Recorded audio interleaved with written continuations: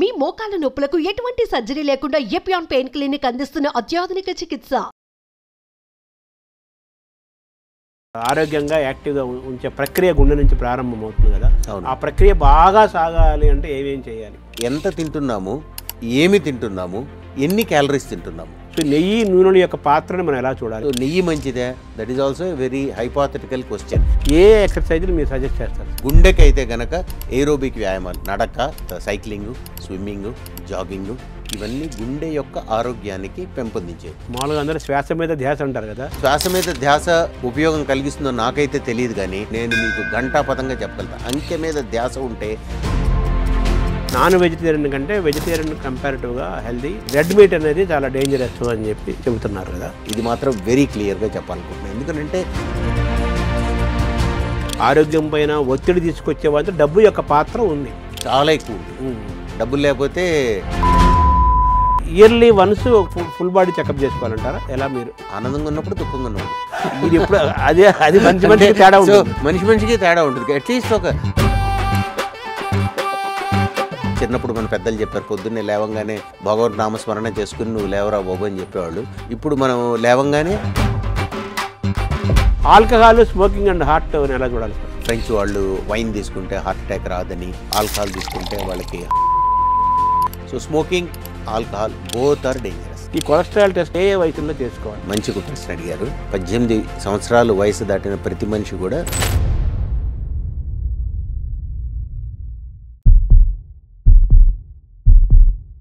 నమస్కారం. మనతో పాటు డాక్టర్ చెరుకుపల్లి రఘు గారు ఉన్నారు. వారు ఇంటర్వెన్షనల్ కార్డియాలజీలో చాలా ఎక్స్పర్టు. అనేక ప్రయోగాలు చేశారు. వారి ద్వారా గుండెను ఆరోగ్యంగా ఉంచుకోవటం, మన ఆహారము, మన ఆలోచన, ఇవన్నీ కూడా ఆరోగ్యంతో లింక్ అయి ఉంటాయి. ముఖ్యంగా వారి కార్డియాలజిస్ట్ కాబట్టి గుండె జబ్బులు రాకుండా ముందే మనం వాటిని ఎలా నివారించుకోవాలి, ఇవన్నీ కూడా డాక్టర్ గారి ద్వారా మనం తెలుసుకునే ప్రయత్నం చేద్దాం. నమస్కారం డాక్టర్ గారు. గుండె జీవితాంతం ఆరోగ్యంగా ఉండాలంటే, స్ట్రాంగ్గా ఉండాలంటే ఏమి చేయాలి, ఏమి చేయకూడదు? ఏం చేయకూడదంటే కదలకుండా ఉండకూడదు, కదులుతూ ఉండాలి. Mobility is the key. మనిషికి కదలకపోతే మాత్రం గుండె జబ్బులు వచ్చే అవకాశం ఉంటుంది. కదలకుండా ఉంటే కనుక గుండె జబ్బులే కాకుండా మస్క్యులోస్కెలిటల్ అంటే కీళ్ళు, కాళ్ళు, కండరాలు, సో వీటి యొక్క సమస్య కూడా వచ్చే అవకాశం ఉంటుంది. మనిషికి కీళ్ళు, కాళ్ళు, కండరాలు పనిచేయకపోతే కనుక గుండె వ్యాధి త్వరితంగా వస్తుంది. ఒకే ముక్కలో చెప్పాలి అంటే ప్రధానంగా మనిషి కదులుతూ ఉంటే కనుక వానికి గుండె జబ్బులు వచ్చే అవకాశం చాలా మటుకు తగ్గుతుంది. ఆర్థోపెడిక్ సర్జన్స్, ఆర్థోపెడిక్ స్పెషలిస్ట్ కూడా ఏమంటారంటే మొబిలిటీ ఉండాలంటారు. సో మీరు అదే చెప్పారు. ఇప్పుడు 2 రకాల మొబిలిటీ ఉంటుందండి.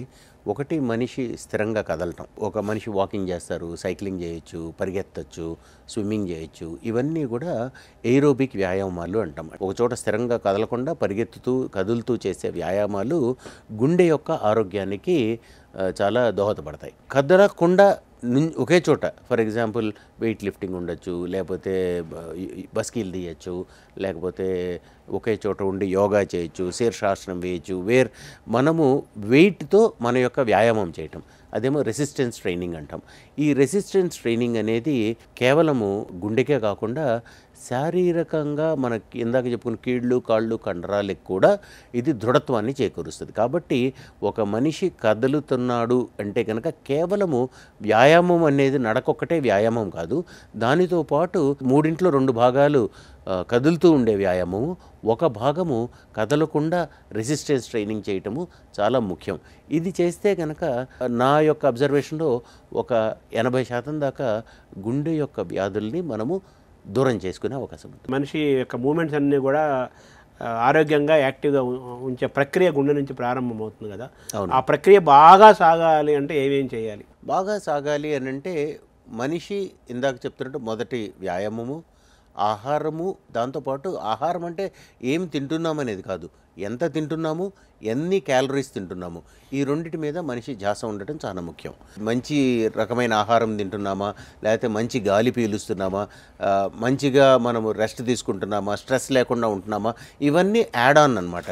ప్రధానంగా మనం చెప్తే ఎంత తింటున్నాము, ఏమి తింటున్నాము, ఎన్ని క్యాలరీస్ తింటున్నాము. హై డెన్సిటీ క్యాలరీ ఫుడ్ తింటున్నాడా, లేకపోతే ఎక్కువ పొట్ట నిండడానికి తింటున్నాడా, అది ఒక భాగం. ఎంత వ్యాయామం చేస్తున్నాడు, ఈ రెండిటి కరెక్ట్గా కనుక జాగ్రత్తగా ఉంటే చాలా మటుకు వాళ్ళు గుండె జబ్బుల్ని దూరం చేయగలుగుతారండి. గుండె జబ్బులు రాకుండా కాపాడుకోగలుగుతారు. ఐ థింక్ చాలామంది ఉండే బరువు పెరగటము, నేను ఏం తినాలి సార్ అంటాడు. ఏం తింటాం కాదు, ఎంత తినాలనేది ముఖ్యం. నేను ఇదే తింటాను సార్ అనేసి నువ్వు బోల్డ్ అంత తింటే అది హెల్ప్ కాదు. సహజంగా పొద్దున్న లేస్తారు, టిఫిన్ చేస్తారు, మధ్యాహ్నం భోజనం చేస్తారు, ఏదో కాఫీ తాగుతారు, సాయంత్రం ఏదో టిఫిన్ భోజనం చేస్తారు, పనుకుంటారు, ఇలా నడుస్తుంటుంది జనరల్గా ఎక్కువ మంది జీవనశైలి. వీళ్ళకి ఎలా కౌంట్ చేసుకుంటారు ఈ క్యాలరీస్ని? దట్టించి తినకుండా ఉండాలి. కడుపు నిండా తినటము, పీకల దాకా తినకూడదు. సో కొద్దిగా కడుపులో ఖాళీ ఉంచుకుని తినటం అనేది అలవాటు చేసుకుంటే కనుక తినే ముందు కొంత వాటర్తో నింపుకుంటే, మనం పూర్వం చెప్పుకునేది తాగకూడదు అంటాము, కానీ కొంత తాగి కొంత సమ్ డిగ్రీ ఆఫ్ పొట్టని ఫిల్ చేసుకుని over and above that calorie dense food తింటే కనుక వాళ్ళకి ఈ యొక్క ఇబ్బందులు లేకుండా మనం కాపాడు. ఫుడ్ ఈజ్ మెడిసిన్ అంటున్నారు. మనం తీసుకునే ఆహారమే మన ఆరోగ్యం, మనం తీసుకునే ఆహారమే మన అనారోగ్యం. Food is an addiction. Addiction. Food is a poison and food is a medicine. Medicine. Food is everything. అవును. ఈ క్రమంలో నెయ్యి, నూనెలు ఇటువంటి పదార్థాలు ఉన్నాయి కదా, ఈ నెయ్యి మంచిదని అంటారు, మామూలుగా బ్రెయిన్కి మంచిది అంటారు. నెయ్యి ఏమో కొలెస్ట్రాల్ తీసుకొస్తుంది, తినొద్దని చెప్పి అంటున్నారు. సో నెయ్యి, నూనెల యొక్క పాత్రని మనం ఎలా చూడాలి? అవి లేనిదే మనకి మన తెలుగుదనం ఆహారం లేదు కాబట్టి. ఏది తీసుకున్నా మోతాదు ముఖ్యం. ఏదో ఒక స్పెషల్ టైప్ ఆఫ్ ఆయిల్ వచ్చిందండి, ఒక స్పెషల్ సీడ్ నుంచి వచ్చింది, అది నేను అమెరికా నుంచి ఇంపోర్ట్ చేసుకుని తిన్నాను. అది ఏ మనిషి అయినా ఎంత ఆయిల్ తీసుకోవాలి పర్ మంత్ అనేది ఒక ఐడియా ఉండాలి. ఒక ½ kilo oil per month per person. So for example ఇద్దరుంటే కనుక 1 కిలోనే ఆయిల్ వాడాలి. వాడు 5 కిలోలు వాడుతున్నాడు అనుకోండి, ఎంత బెస్ట్ క్వాలిటీ ఆయిల్ వాడినా, వాడికి స్పెషల్గా ఇటలీ నుంచి ఆలివ్స్ తెప్పించుకున్న ఆయిల్ వాడుకున్నా కూడా వానికి కూడా హార్ట్ ప్రాబ్లం వస్తుంది. బేసిక్గా మనము నెయ్యి తినాలా లేకపోతే ఇంకోటి ఏదో తినాలా అనేది కూడా ఇంకొక పద్ధతి ఉంది. ఏది తిన్నా మితంగా తినాలి. సో నెయ్యి మంచిదే, ఇంకొకటి ఏదన్నా స్పెషల్ టైప్ ఆఫ్ ఆయిల్ మంచిదే అన్నా కూడా that is also a very hypothetical question. దీని మీద మనకి ఎక్కువగా విపరీతమైన స్టడీస్ ఉండవు. ఎవరో నేను ఆయిల్ ఫలానా నెయ్యి మంచిది అని కొంత స్టడీ ప్రొడ్యూస్ చేస్తారు, కానీ those are all not driven by that. ఆ మనిషి ఒక నెయ్యి 1 చెంచా తింటే ఎన్ని క్యాలరీస్ వస్తుంది అనేది ఒక అప్రాక్సిమేట్ ఐడియా ఉండాలి. మనం ఫుల్గా నెయ్యి తినేస్తే కనుక డెఫినెట్గా వాళ్ళకి హార్ట్ ప్రాబ్లం వస్తుంది. ఇదివరకు రోజుల్లో అమితంగా నెయ్యి తినేవాళ్ళు, అందుకని హార్ట్ అటాక్ వస్తుందని మనం ఊహించుకున్నాం. కానీ at the same time we have to understand that ఆ నెయ్యిని ఒక ఫ్లేవర్ లాగా తినేవాడికి ప్రాబ్లం ఉండదు, నెయ్యిని ఒక ఐటెం లాగా తినేవాడికి జబ్బు. బాగా చెప్పారు. నెయ్యిని ఒక ఆహార పదార్థంగా భావించకూడదు. నెయ్యి ఆహార పదార్థం కాదు, నెయ్యి ఒక ఫ్లేవర్ మాత్రమే. నూనె ఇప్పుడు ఫర్ ఎగ్జాంపుల్ మనం వెస్టర్న్ కంట్రీస్కి వెళ్తాం, ఇటలీకి వెళ్తాం, ఫ్రాన్స్కి వెళ్తాం, వాడు సాలడ్ తీసుకుంటాడు, దాని మీద ఒక చెంచా ఆలివ్ ఆయిల్ వేసుకుని తింటాడు. అంటే ఒక నూనెని ఒక ఫ్లేవర్ కింద ఉపయోగిస్తున్నారు. మనకి వాళ్ళకి కుకింగ్ ప్రాక్టీస్లో కూడా చాలా వ్యత్యాసం ఉంటుంది. మనం ఏం చేస్తాము, నూనెని ఒక పదార్థంలాగా యూజ్ చేసి దాంట్లో మనం వేయించి దాన్ని తయారు చేసుకుంటాం. కాబట్టి oil becomes a component of the food but not as a seasoning. వాడు సీజనింగ్ అంటారు. మనము దాన్ని ఎన్ని కిలోలు నూనె వాడాలి, 1/2 కిలోలో వేయించాలా, 1/4 కిలోలో వేయించాలా అని మనం మాట్లాడతాం. సో కాన్సెప్చువల్లీ టోటల్లీ డిఫరెంట్ ఉంటుంది. కాబట్టి మనం ఉపయోగించలేమని కూడా మనం తినం కదా సార్ అట్లాంటి వాటిని. కాబట్టి మనం ఏం చేయాలంటే ఫర్ ఎగ్జాంపుల్ నూనెలో వేయించుకున్న గారెలు మీకు ఇష్టం, ఒక గారె తింటాం. అంతేగాని ఒకే రోజు 6 గారెలు తిన్నాం అనుకోండి, ఆబ్వియస్గా మీకు you are adding calories than what you can spend. So మనము ఏమి తినాలి అనే దాంట్లో ఇంపార్టెంట్ కాన్సెప్ట్ క్యాలరిక్ డెఫిసిట్ అండి. ఒక మనిషి 90 కిలోలు ఉన్నాడు, 90 కిలోలు ఉండే మనిషికి ఎన్ని క్యాలరీలు కావాలి అంటే సుమారుగా 2500 క్యాలరీలు కావాలి. సో 2500 క్యాలరీలు కావాలి అని అంటే వాడు అంతకుమించి వాడు ఒక గారె తింటేనే ఒక 200 కిలో క్యాలరీలు ఉంటుంది. 6 గారెలు తింటే పొద్దున్నే అయిపోయింది వాడు లంచ్ డిన్నర్ కూడా అయిపోయింది మొత్తం. So that is how one should have a approximate idea ఎంత మనం తింటున్నాము, ఎంత మనం స్పెండ్ చేసే అవకాశం. ఆ క్యాలరిక్ డెఫిసిట్ అనేది ఒక కాన్సెప్చువలైజేషన్గా మనకు రావాలి. ఇప్పుడు మన దేశంలో రావట్లేదు, కానీ at the same time I think ఓవరాల్గా మనం కూడా అంత ఎక్కువ దూరం లేము. ఎందుకంటే ఇప్పుడు నాలెడ్జ్ పెరిగే కొద్దీ ఒక అవేర్ పీపుల్ దానికి చేసుకోగలుగుతున్నారు. అంటే నెయ్యి, నూనె ఏది డేంజరస్ సార్, ఏది హెల్దీ? ఐ థింక్ ఏదైనా కూడా బై రొటేషన్ తీసుకోవాలి. లిమిట్లో తీసుకోవాలి అంతే. Quantity is the more important rather than A material తీసుకుంటున్నాము, ఏ ఐటమ్ తీసుకుంటున్నాము అనే దానికి. కరెంట్ డేలో వాటి కల్తీ లేని నెయ్యి తీసుకుంటే I think it is better ఏమో, కానీ కల్తీ లేని నెయ్యి చాలా కష్టం దొరకటం. తెలుగు వాళ్ళకి నూనెతో అనుబంధము, పచ్చళ్ళు, ఊరగాయలు ఇవన్నీ ఉన్నాయి. అవన్నీ నూనె కనిపిస్తూ ఉంటాయి ఊరగాయలు ముఖ్యంగా. ఇప్పుడు ఎండాకాలం కూడా మనం ఉన్నాం. ఆవకాయ అనేది తెలుగువాడి తెలుగుదనం అంటారు కదా, ఇదంతా నూనెతోనే ఉంటుంది. కారం, ఉప్పు, నూనె అన్నీ ఉంటాయి. సో దీన్ని మనం ఎలా బ్యాలెన్స్ చేసుకోవాలి మన హెల్త్ని అండ్ ఫుడ్ని? సో మనము తినే ఆహారం మీద నియంత్రణ అనేది చెప్పడం ఈజీ, కానీ పాటించడం కష్టం. బేసిక్గా మనం ఏం తెలుసుకోవాలంటే చాలాసార్లు మనము ఆహారం మీదే ఆహారం మీద దృష్టి ఇస్తాం, కానీ ఆహారం యొక్క తినటము ఏది లిమిట్ చేయాలనే దాని యొక్క గోల్ ఏంటనేది మనం అర్థం చేసుకోవాలి. సో ఫలాంది లెటర్సే ఏదో ఒకళ్ళు కొబ్బరి నూనె మంచిది అంటారు, ఇంకొకళ్ళు గ్రౌండ్ నట్ ఆయిల్ మంచిది అంటాడు, ఇంకోటి ఆముదం నూనె మంచిది అంటాడు. So everybody has got their own philosophy and school. అది పక్కన పెడితే కనుక మనం అర్థం చేసుకోవాల్సింది అంటే ఈ ఆయిల్ ఎక్కువ తింటే కనుక దానివల్ల వచ్చే నష్టం ఏంటి? ఎక్కువ క్యాలరీస్ బాడీలో మిగులుతున్నాయి. ఎప్పుడైతే ఎక్కువ క్యాలరీస్ బాడీలో మిగులుతున్నాయో అది బాడీలో ఫ్యాట్ కింద కన్వర్ట్ అవుతుంది. సో ఎప్పుడైతే ఫ్యాట్ కింద కన్వర్ట్ అవుతుందో అప్పుడు అది కొలెస్ట్రాల్ అనమాట. ఫ్యాట్ అంటే కొలెస్ట్రాల్ మనందరికీ తెలిసింది. అందులో బ్యాడ్ కొలెస్ట్రాల్ అది కూడా మనకు తెలుసు, ఎల్డిఎల్ కొలెస్ట్రాల్ లెవెల్స్ ఎక్కువ అవుతాయి. సో ఒక మనిషి ఆహారం తీసుకుంటూ నేను ఇదే తింటున్నాను, అదే తింటున్నాను, తక్కువ తింటున్నాను అనుకున్నా కూడా ఆహారం ద్వారా మన శరీరంలో రక్తంలో పెరిగే కొలెస్ట్రాల్ లెవెల్స్ కొంత మేత మాత్రమే అది కంట్రిబ్యూట్ చేస్తుంది. మిగతా 75% శరీరంలో మన యొక్క జెనెటిక్ మేకప్ వల్ల మన కొలెస్ట్రాల్ లెవెల్స్ ఎక్కువ ఉంటాయి అన్నమాట. కాబట్టి మనం అర్థం చేసుకోవాల్సింది అంటే ఎక్కువ తిన్నా తక్కువ తిన్నా కూడా మన ఎల్డిఎల్ కొలెస్ట్రాల్ ఎంత ఉన్నది, మన గ్లైకేటెడ్ హీమోగ్లోబిన్ ఎంత ఉన్నది, వీటి మీద మనము దృష్టి పెట్టాల్సిన అవసరం ఉన్నది. అంటే వాట్ ఈజ్ ద థింగ్, మనం ఈ ఆహారం తక్కువ చేయటం వల్ల మనం ఎల్డిఎల్ కొలెస్ట్రాల్ని ఇండైరెక్ట్గా తగ్గిస్తున్నాము అనేది మన యొక్క క్యాలిక్యులేషన్. ఆహారం తక్కువ తిని బరువు తగ్గిస్తున్నాము, ఆహారం తక్కువ తిని మనం ఎల్డిఎల్ కొలెస్ట్రాల్ తగ్గిస్తున్నాము, ఆహారం తక్కువ తిని నా యొక్క షుగర్ లెవెల్స్ని నియంత్రణలో ఉంచుతున్నాను. కాబట్టి మనకి ఉండే పారామీటర్ ఏదైతే ఉంటుందో ఈ పారామీటర్స్ మీద ఫోకస్ చేయమని నేను చెప్తాను. నా దగ్గరికి కొన్ని వేల మంది patients, my focus I tell them is to look at the parameters. ఒక మనిషి పరీక్షకి చదువుతాడు, వాడు గైడ్ చదివి పాస్ అయ్యాడా, లేకపోతే సబ్జెక్ట్ మీద గ్రిప్తో పాస్ అయ్యాడా, కాపీ కొట్టి పాస్ అయ్యాడా, ఎండ్ ఆఫ్ ది డే వాడు పరీక్ష పాస్ అయ్యాడా లేదనేది ముఖ్యం. అట్లనే ఒక మనిషి ఆరోగ్యంగా ఉన్నాడు లేదు అనే దానికి మన యొక్క కొలమానాలు కొన్నిటినైతే మనం డిటర్మిన్ చేయాలి, పనిష్ చేసుకోవటం కాదు బాడీని. సో ఎల్డిఎల్ ఎంత ఉన్నది, నా హెచ్బిఏవన్సీ ఎంత ఉన్నది, నా బరువు ఎంత ఉన్నది, నా యొక్క బ్లడ్ ప్రెషర్ ఎంత ఉన్నది, వీటి మీద మనం గనక ధ్యాస పెడితే కనుక 90% ఆఫ్ ది ప్రాబ్లమ్స్ని మనము అవాయిడ్ చేయొచ్చండి. అది మాత్రం నేను విత్ గ్రేట్ కన్విక్షన్ చెప్పగలుగుతాను నేను. అయితే చాలామంది ఈ యంగ్స్టర్స్ కూడా జిమ్లో ఉండి ఈ బాడీ బిల్డింగ్ చేసుకుంటూ వెయిట్స్ ఎత్తుతూ హ్యాండ్ డంబుల్ ఇలాంటివన్నీ చేసుకుంటూ కూడా కొలాప్స్ అయిపోతున్నారు. అవును, అది ఏంటి దాన్ని ఎలా చూడాలి మనం? వ్యాయామం అనేది దేనికోసం చేస్తున్నాము అనేది మనకి క్లారిటీ ఉండాలి సార్. వ్యాయామం అనేది గుండె ఆరోగ్యం కోసం, నేను ఆరోగ్యంగా ఉండటం కోసం వ్యాయామం చేస్తున్నాము అని అంటే దానికి ఒక మోతాదులు, ఒక ప్రిస్క్రిప్షన్ ఉంటుంది, ఎక్సర్సైజ్ ప్రిస్క్రిప్షన్ అంటాం, అది చేయగలుగుతాం. అదే కాదు నేను మిస్టర్ వరల్డ్కి వెళ్ళాలి, మిస్టర్ హైదరాబాద్కి వెళ్ళాలి అని అనుకుంటే కనుక వాళ్ళ కండల్ని పెంచాలి. సో అప్పుడు వాళ్ళ యొక్క గోలు, ఎక్సర్సైజు అది వేరుగా ఉంటాయి. కాకపోతే చాలాసార్లు ఏం చేస్తారంటే వాళ్ళు మొట్టమొదటి మొదలుపెట్టినప్పుడు ఆరోగ్యం కోసం మొదలెట్టి సడన్గా వాళ్ళు దే చేంజ్ ద ట్రాక్. నేను బాడీ బిల్డ్ చేయాలని మొదలెడతాడు. దానికి మనం ఒక ఎక్సర్సైజ్ చేస్తాం, ఒక వ్యాయామంకి వెళ్తాం, లేకపోతే జిమ్లో చేరతాం. నాకు తెలిసి నేను ఒక బెస్ట్ జిమ్కి వెళ్తాను హైదరాబాద్లో, కానీ అక్కడ కూడా నన్ను ఎప్పుడు డాక్టర్ మెడికల్ సర్టిఫికేట్ అడగల, నీ గుండె ఆరోగ్యం ఎట్లా ఉందని ఎవరు అడగలేదు నన్ను. కాకపోతే వెస్ట్లో నేను ఫ్రాన్స్లో ఎప్పుడు వెన్ ఐ వాజ్ 30 అప్పుడు నేను స్విమ్మింగ్లో చేరుతానంటే వాడు నువ్వు డాక్టర్ సర్టిఫికేట్ తీసుకొస్తే నేను నిన్ను పూల్లో దిగనిస్తానని చెప్పాడు. సో కాబట్టి ప్రీ ఎక్సర్సైజ్ స్క్రీనింగ్ అనేది చాలా important, which is not there.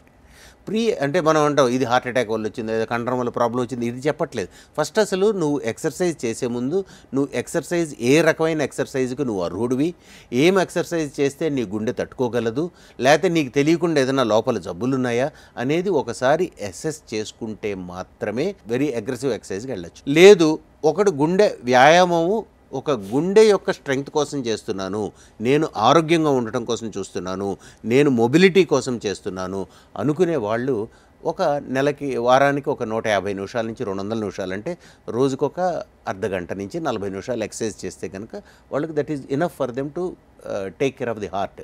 ఓ 40 నిమిషాలు రోజు ఎక్సర్సైజ్ చేస్తాడు, పొద్దునకి 20 నిమిషాలు, సాయంకాలం 20 నిమిషాలు చేస్తున్నాడు అనుకోండి, that's enough for their heart.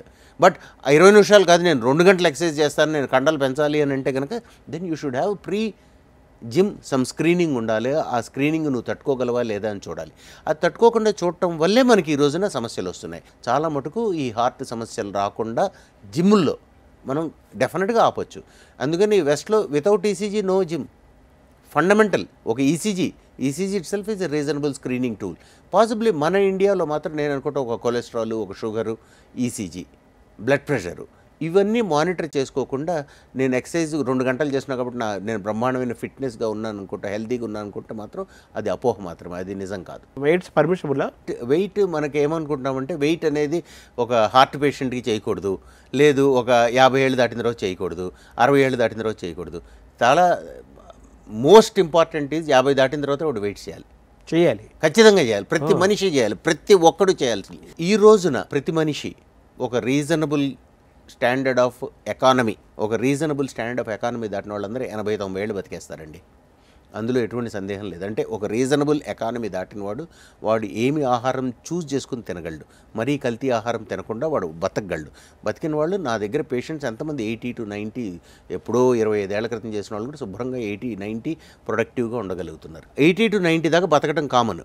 కాకపోతే ఈ లాస్ట్ 15 years నొప్పులతో ఇబ్బంది పడుతూ బతకాలే, లేకపోతే వాడు స్ట్రాంగ్గా బతకాలే అనేది మనకి క్లారిటీ ఉండాలి. స్ట్రాంగ్గా బతకాలి, వాడు అన్నిటికీ అక్కడ ట్రిప్కి వెళ్ళాలి, ఒక టెంపుల్కి వెళ్ళాలా, లేకపోతే ఒక మాస్కి వెళ్ళాలా, లేకపోతే ఒక పిలిగ్రిమేజ్కి వెళ్ళాలా, ఏం చేయాలనుకున్నా కూడా వాడు వెయిట్ చేస్తేనే చేయగలుగుతాడు. లేకపోతే వాడిని తీసుకెళ్ళడానికి కూడా వాళ్ళ పిల్లలు కూడా ఇష్టపడరు. సో వెయిట్స్ అనేది చాలా ఇంపార్టెంట్. ఆడవాళ్ళకైతే doubly important. ఎందుకంటే వాళ్ళ హార్మోన్స్ మొత్తము they will lose the protective effect. అందుకని ఆడవాళ్ళు సడన్గా బక్కగా అయిపోతారు. సో బక్కగా అయిపోకుండా ఉండాలి. మగవాళ్ళు కొద్దిగా దృఢంగా ఉంటారు 70-75 వచ్చిందాక. 70 తర్వాత సడన్గా మజిల్ లూజ్ అయిపోతుంది. ఆడవాళ్ళకి 55-60లోనే మజిల్ లూజ్ అయిపోతుంది. అందుకని వాళ్ళు మజిల్ లూజ్ అవుతారు. లావుగా ఉన్నా కూడా మజిల్ ఉండదు, కాబట్టి వాళ్ళకి ఇంకా ఎక్కువ నొప్పులు వస్తాయి. కాబట్టి 50 ఏళ్ళు దాటిన తర్వాత ప్రతి ఒక్కళ్ళు కంపల్సరీగా వెయిట్స్ అనేది కంపల్సరీగా చేయాలి. ఎయిదర్ యూ డూ యోగా, లేదు జిమ్కి వెళ్ళి వెయిట్స్ చేస్తావా, లేకపోతే ఇంట్లోనే చిన్న డంబెల్స్ పెట్టుకుని చేస్తావా, కంపల్సరీ చేయాలి. నా దగ్గర ఫర్ ఎగ్జాంపుల్ ఒక 80-year-old పర్సన్ వచ్చాడు మొన్న, 80. ఆయనకి హార్ట్ ఫెయిల్యూర్ ఉంది, పంపింగ్ ఓన్లీ 25% ఉన్నది. ఆయన్ని నేను కొద్దిగా he comes from pure village, Khammam దగ్గర విలేజ్ నుంచి వస్తాడు, మహబూబాబాద్ దగ్గర నుంచి. సో ఆయనకి నేను చిన్న ఎక్సర్సైజ్ నేర్పాను. సో ఆయన he is walking about 6 kilometers at the age of 80 now. నేను అడిగాను, ఏం చేసావా నువ్వు 2 నెలల్లోనే ఇంత మెరుగు ఎట్లా చూపించావు? సార్ మీరు చెప్పారు కదా సార్, కుర్చీలో కూర్చొని నుంచోమన్నారు కదా 10 సార్లు. కుర్చీలో ప్రతిరోజు పొద్దుట మధ్యాహ్నం సాయంకాలం కుర్చీలో కూర్చుంటారు నుంచుంటా 3 సార్లు చేసేవాడు. 10 టైం ఎవ్రీ టైం చేసే కొద్ది ఆటోమేటిక్గా మజిల్ స్ట్రెంగ్త్ బిల్డ్ అయిపోయింది. So he is able to walk 6 kilometers without any pain. లేకపోతే మజిల్ స్ట్రెంగ్త్ లేకపోతే 6 kilometers నడవలేడు. ఏ ఎక్సర్సైజ్లు మీరు సజెస్ట్ చేస్తారు సార్? ఎక్సర్సైజెస్ ప్రధానంగా గుండెకైతే కనుక ఏరోబిక్ వ్యాయామాలు, నడక, సైక్లింగు, స్విమ్మింగు, జాగింగు, ఇవన్నీ గుండె యొక్క ఆరోగ్యానికి పెంపొందించేవి. కానీ ఆ మనిషి ఈ వ్యాయామాలు చేయాలి అంటే వాడు కండరం స్ట్రాంగ్ ఉండాలి. కండరం స్ట్రాంగ్ ఉండాలంటే వెయిట్ లిఫ్టింగ్ లాంటి ఎక్సర్సైజ్ చేయాలి. సో కండరం స్ట్రాంగ్గా లేకపోతే వాడు నడవలేడు. 1/2 kilometer 200 meters నడవగానే సార్ ఒళ్ళు నొప్పులు వస్తున్నాయి సార్, నడు నొప్పి వస్తుంది సార్ అని చెప్తాడు. ఎవరైతే మజిల్ స్ట్రెంగ్థనింగ్ మీద యాక్సియల్ స్కెలిటన్ అంటాం. యాక్సియల్ స్కెలిటన్ అంటే షోల్డర్స్, హిప్స్, స్పైన్. సో ఇవి స్ట్రాంగ్గా ఎవడైతే ఉంటాడో వాళ్ళు they will be able to do this walking. అవి స్ట్రాంగ్గా లేకపోతే 1/2 kilometer నడవగానే ఆయాసపడిపోయి కూలబడిపోతుంటారు. కార్డియాలిస్ట్గా చెబుతున్నారు, ఆర్థోపెడిక్స్ వాళ్ళు పూర్తిగా ఆపోజిట్గా చెప్తారు. ఎస్, సో దేర్ ఈ కొంత వ్యత్యాసం ఉంటుంది. కానీ ఆర్థోపెడిక్ వాళ్ళైనా ఎవరైనా కూడా ఇప్పుడు ఫర్ ఎగ్జాంపుల్ నీ జాయింట్ వీక్గా ఉన్నది మనిషికి. నీ జాయింట్ వీక్ ఉందంటే ఆ నీ జాయింట్ని స్ట్రెంగ్తన్ చేయాలి. నువ్వు వ్యాయామం చేయకూడదు అనుకుంటే కనుక ఐ థింక్ యూ షుడ్ వేరే డాక్టర్ని చూసుకోవాలి మీరు. అంటే మన శరీరం మొత్తాన్ని నిల్చున్నప్పుడు మోసేదేమో లెగ్స్ కదా, అవును, కూర్చున్నప్పుడు మోసేదేమో స్పైన్ కదా. ఈ రెండింటిని మనం ఎలా మన మజిల్స్ బిల్డ్ చేసుకోవాలి అంటే మామూలు మనం అబ్డామినల్ క్రంచెస్ చేస్తే కనుక స్పైన్ బ్రింగ్ అవుతుంది.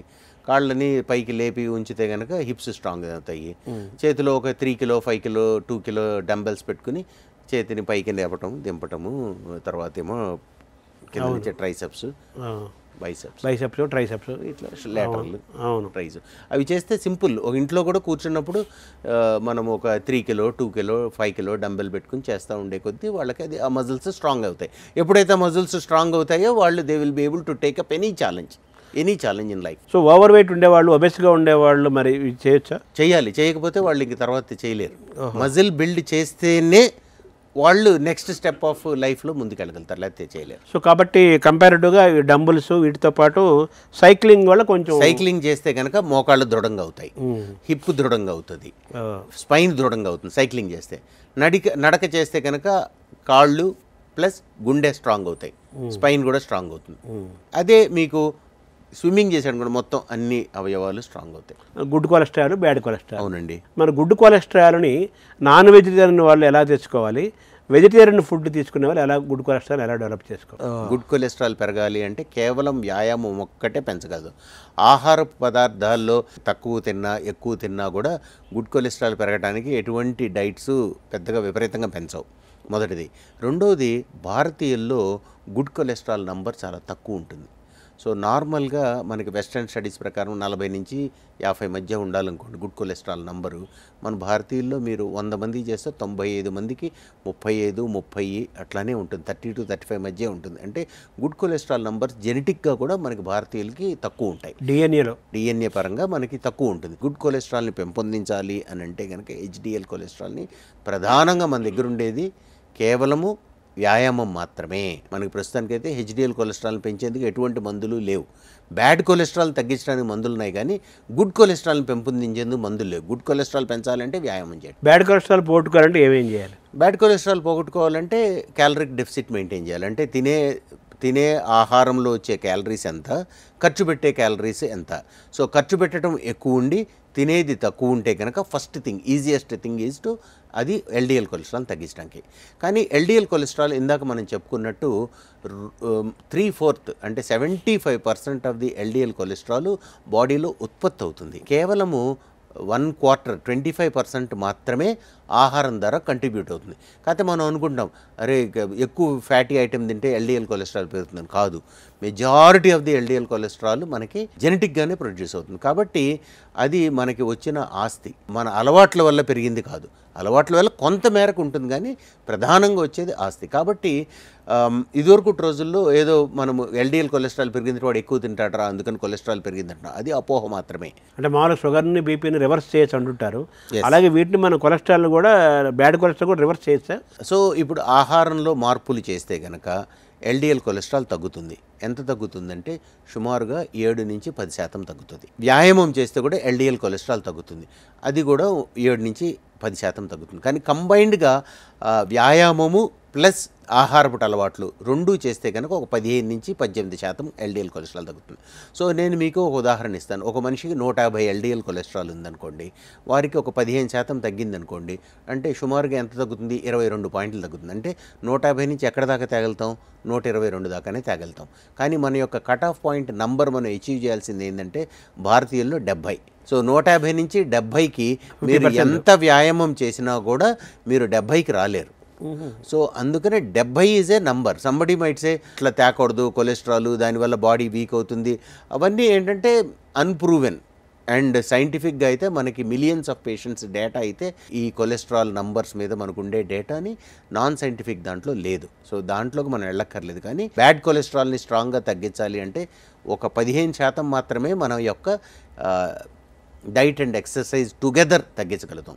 లెటస్ సే నువ్వు బ్రహ్మాండంగా డైట్ అండ్ ఎక్సర్సైజ్ చేసిన 20% తగ్గించగలుగుతావు.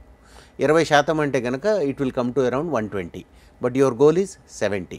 సో అందుకని ఒకవేళ కనుక ఆ మనిషికి మిగతా రిస్క్ ఫ్యాక్టర్స్ లైక్ షుగర్ ఉంది, లేకపోతే స్ట్రాంగ్ ఫ్యామిలీ హిస్టరీ ఉంది, లేకపోతే బీపీ ఉన్నది, స్మోకింగ్ అలవాటు ఉన్నది, లేకపోతే ఎవరికన్నా వాళ్ళ ఇంట్లో చిన్నప్పుడే హార్ట్ ప్రాబ్లం ఉన్నది, అట్లాంటివి కనుక ఉంటే కనుక వారికి I think they should go for cholesterol medication. అంటే అవేమీ లేకుండా కనుక ఉంటే కనుక then I think they can avoid. ఆహార నియమాలు పాటిస్తూ వ్యాయామం చేస్తూ ఇన్ని చేసినప్పటికీ కూడా బ్యాడ్ కొలెస్ట్రాల్ 15 to 20% మాత్రమే మనం తగ్గించుకోగలుగుతాం. 20% మ్యాక్సిమం బెస్ట్గా. వైద్యం అంటే మందులే. సప్లిమెంట్స్ ఉంటాయా వాటికి? ఫర్ ఎగ్జాంపుల్ మనము సప్లిమెంట్స్ ద్వారా కూడా ఒక 10% మాత్రమే తగ్గించగలుగుతాం. Supplements are not very strong, but maybe to certain extent, but not complete replacement కాదు. అంటే డిపెండ్స్ సార్. ఇప్పుడు మనము కొలెస్ట్రాల్ దేనికోసం తగ్గిస్తున్నాం? ఆరోగ్యం కోసం తగ్గిస్తున్నామా, జబ్బును తగ్గించడం కోసం కొలెస్ట్రాల్ తగ్గిస్తున్నాం? రెండుకి చాలా వ్యత్యాసం ఉంటుంది. మనం యొక్క బ్లడ్ రిపోర్ట్స్ చూసామనుకోండి, కొలెస్ట్రాల్ రిపోర్ట్స్ చూసామనుకోండి, వాడు 150 నార్మల్ కొలెస్ట్రాల్, ఎల్డిఎల్ కొలెస్ట్రాల్ 130, 160 అట్లా ఇస్తాడు. సో మనం ఆ నంబర్ చూసుకుని మనం హ్యాపీ ఫీల్ అవుతాం. కానీ ప్రతి ఒక్కళ్ళకి ఆ నంబరు కాదు. ఆ మనిషికి షుగర్ ఉందా, ఆ మనిషికి బీపీ ఉన్నదా, ఆ మనిషికి ఫ్యామిలీ హిస్టరీ హార్ట్ ప్రాబ్లం ఉందా, స్మోకింగ్ చేస్తాడా, ఈ రిస్క్స్ అన్నిటినీ మనం అసెస్ చేసుకుని దాన్ని బట్టి ఆ మనిషికి మనం ఎల్డిఎల్ నెంబర్ని మనం ఫిక్స్ చేయాలి. బేసిక్గా మనం ఒక పరీక్షకి వెళ్తుంటే ఫస్ట్ క్లాస్ రావాలా, డిస్టింక్షన్ రావాలా అనేది ఒక గోల్తో వెళ్తాం. అదేవిధంగా ఇక్కడ కూడా మనం కొలెస్ట్రాల్ తగ్గించాలి అని అంటే మనకి ఏ నంబర్ కావాలి, 70 రావాలా, 100 వస్తే చాలా అనేది మనకు క్లారిటీ ఉండాలి. ఓకే, నాకు 30 ఏళ్ళే ఉంది, 130 ఉన్నా పర్లేదు. కానీ అదే నీకు 55 ఏళ్ళు 60 ఏళ్ళు వచ్చాయనుకోండి, then you need to bring it down to 70. So అది నంబర్ని మనము క్లారిటీతో అర్థం చేసుకోవాలి. నా రిపోర్ట్లో ల్యాబ్ వాడు 150 ఇచ్చాడు కాబట్టి నేను 70 రావాల్సిన అవసరం లేదని మాత్రం అపోహ ఉండకూడదు. సార్ మీరు ఏ యాంగిల్లో చూసినా కానీ bad cholesterol is bad cholesterol. Yes, కానీ ఎంత బ్యాడ్ను మనం టాలరేట్ చేయగలము ఒక ఐడియా రావాలి. మనం కొంత బ్యాడ్, ప్రతి మనిషి కొంత బ్యాడ్ అండ్ గుడ్ యొక్క కలగోరు. అట్లానే కొంత బ్యాడ్ కొలెస్ట్రాల్ ఉండాలి, కొంత గుడ్ కొలెస్ట్రాల్ ఉండాలి. ఎంతవరకు బ్యాడ్ కొలెస్ట్రాల్ని మనం అదుపులో ఉంచాలంటే 70 నుంచి 100 దాకా అంకే ఉంటే పర్లేదు. 100 దాటితే I think we are on the riskier zone. ఊబకాయం వేరు, హెవీ ఓవర్ వెయిట్ వేరు, కొలెస్ట్రాల్ వేరు. ఊబకాయం వేరు, అధిక బరువు వేరు, హై కొలెస్ట్రాల్ వేరు. హై వెయిట్ ఉన్నాడు కాబట్టి హై కొలెస్ట్రాల్ ఉండదు, బక్కగున్నాడు కాబట్టి వాడి కొలెస్ట్రాల్ ఉండకూడదు అని కూడా అనుకోకూడదు. బ్యాడ్ కొలెస్ట్రాల్ ఉందా, గుడ్ కొలెస్ట్రాల్ ఉందా, ఏది ఎంత పర్సెంటేజ్ ఉంది, ఐడియల్గా ఉందా లేదా తెలుసుకోవాలంటే ఈ కొలెస్ట్రాల్ టెస్ట్ ఏ వయసులో చేసుకోవాలి? వెరీ మంచి ప్రశ్న అడిగారు. 18 సంవత్సరాలు వయసు దాటిన ప్రతి మనిషి కూడా ఒక కొలెస్ట్రాల్ పరీక్ష చేయించుకోవాలి. సో ఆ కొలెస్ట్రాల్ పరీక్షలో కనుక కొలెస్ట్రాల్ మోతాదు ఎక్కువ ఉంది అని అనుకుంటే మందులు వాడాల్సిన అవసరం లేదు. కానీ ప్రతి 3 నుంచి 5 సంవత్సరాల లోపల తిరిగి రీఅసెస్ చేసుకోవాలి. అదే మనిషికి ఫర్ ఎగ్జాంపుల్ హార్ట్ అటాక్ ఉంది ఫ్యామిలీలో, లేకపోతే కనుక అతనికి షుగర్ కూడా ఉన్నది, చిన్న వయసులో కూడా షుగర్ చాలా కామన్గా చూస్తున్నాం. అట్లాంటి వాళ్ళు ప్రతి సంవత్సరం కూడా కొలెస్ట్రాల్ని చెక్ చేసుకుంటూ ఉండాలి. Every year annual checkup is important. ఏమీ ప్రాబ్లం లేదనుకోండి, then you can take about every 3 to 5 years check చేసుకోవచ్చు కొలెస్ట్రాల్ లెవెల్ని. ఏమీ ప్రాబ్లం లేదని తెలియాలన్నా మళ్ళీ టెస్ట్లే ఆధారంగా మనకి ఒక కొలమానం ఉండాలి. నేను బాగున్నాను అంటే బాహ్యంగా బాగుంటే కాదు, నీ యొక్క పారామీటర్స్ ద్వారానే నువ్వు బాగున్నావు లేదు అనేది నువ్వు అనలైజ్ చేయగలుగుతావు. సో ఫర్ ఎగ్జాంపుల్ మనము LDL, HbA1c, blood pressure, weight, వాని యొక్క మొబిలిటీ, వీటన్నిటి ద్వారా మనం ఒక మనిషి ఆరోగ్యంగా ఉన్నాడా లేదా అని అనడానికి కొలమానాలు. కొలమానం లేకుండా మనము బాగున్నాము బాగాలేదు అంటే అది సైన్స్ కాదు. హెల్త్ చెకప్ అనేది చాలా ఇంపార్టెంట్. అందులో ఈ చెకప్స్లో కొలెస్ట్రాల్ చెకప్ కూడా చేసుకోవాలి. అవును, భారతదేశం లాంటి దేశంలో సార్ ఈ టెస్టులు చేయించుకోవటం అత్యంత సులువు. నాట్ లైక్ వెస్ట్రన్ కంట్రీస్లా కాదు. ఒక కంప్లీట్ హెల్త్ చెకప్ తీసుకోండి, ఎనీ ల్యాబొరేటరీ ఒక 2000 రూపీస్లో కంప్లీట్ చెకప్ చేయిస్తుంది. ఇందాక మనం అనుకున్నట్టు ఒక సోషల్ స్టేటా దాటిన వాళ్ళకి 2000 రూపాయలు పెద్ద ఎక్కువ ఖర్చు కాదు. సో ఖచ్చితంగా వాళ్ళు పీరియాడిక్గా చెక్ చేయించుకుంటూ ఉండాలి. సో చాలామంది నన్ను అడుగుతుంటారు అనమాట, ఎంత ఫ్రీక్వెంట్గా చేయించుకోవాలని అడుగుతారు. హ్యాపీగా ఉంటే చేయించుకోవయా అంటారు. ఓకే సార్ అంటాడు. దుఃఖంగా ఉన్నా కూడా చేయించుకోవయా, రెండు హెల్త్ మీద పడుతుంటాయి, రెండు హెల్త్ మీద పడతాయి. సో కంపల్సరీగా నీకు నార్మల్గా ఉన్నప్పుడు ఆగు, కానీ ఏమాత్రం కొద్దిగా ఇది ఉన్నా కూడా వెంటనే చేయించుకుంటూ ఉండాలి. ఎంత ఫ్రీక్వెంట్గా చేయించుకున్నందువల్ల నీకు పెద్దగా లాస్ ఉండదు. Money is not loss sir. Health కానీ నీకు ఒక మానిటరింగ్ డివైస్ ఉంటుంది. ఫర్ ఎగ్జాంపుల్ ఇన్వెస్ట్ చేస్తున్నా, స్కూల్లో పాఠం చదువుతున్నా, ఉద్యోగం చేస్తుంటే నీ యొక్క పీరియాడిక్ ఎవాల్యుయేషన్ చేస్తారు కదా, చేసినప్పుడు ఆబ్జెక్టివ్ పారామీటర్స్తోనే చేస్తాం. అట్లానే హెల్త్ కూడా ఆబ్జెక్టివ్ పారామీటర్, అంటే ఒక అంకెలు కొలమానం లేకుండా కనుక మనం చేస్తే కనుక అది కరెక్ట్ కాదు. కాబట్టి ప్రతి మనిషి మనం ఆరోగ్యం ఉన్నాము అనుకుంటాము, ఎంత నంబర్స్ ఉంటే ఆరోగ్యం ఉంటాము అనేది తెలుసుకోవాలి. అందుకని know your numbers is the strongest concept అనమాట.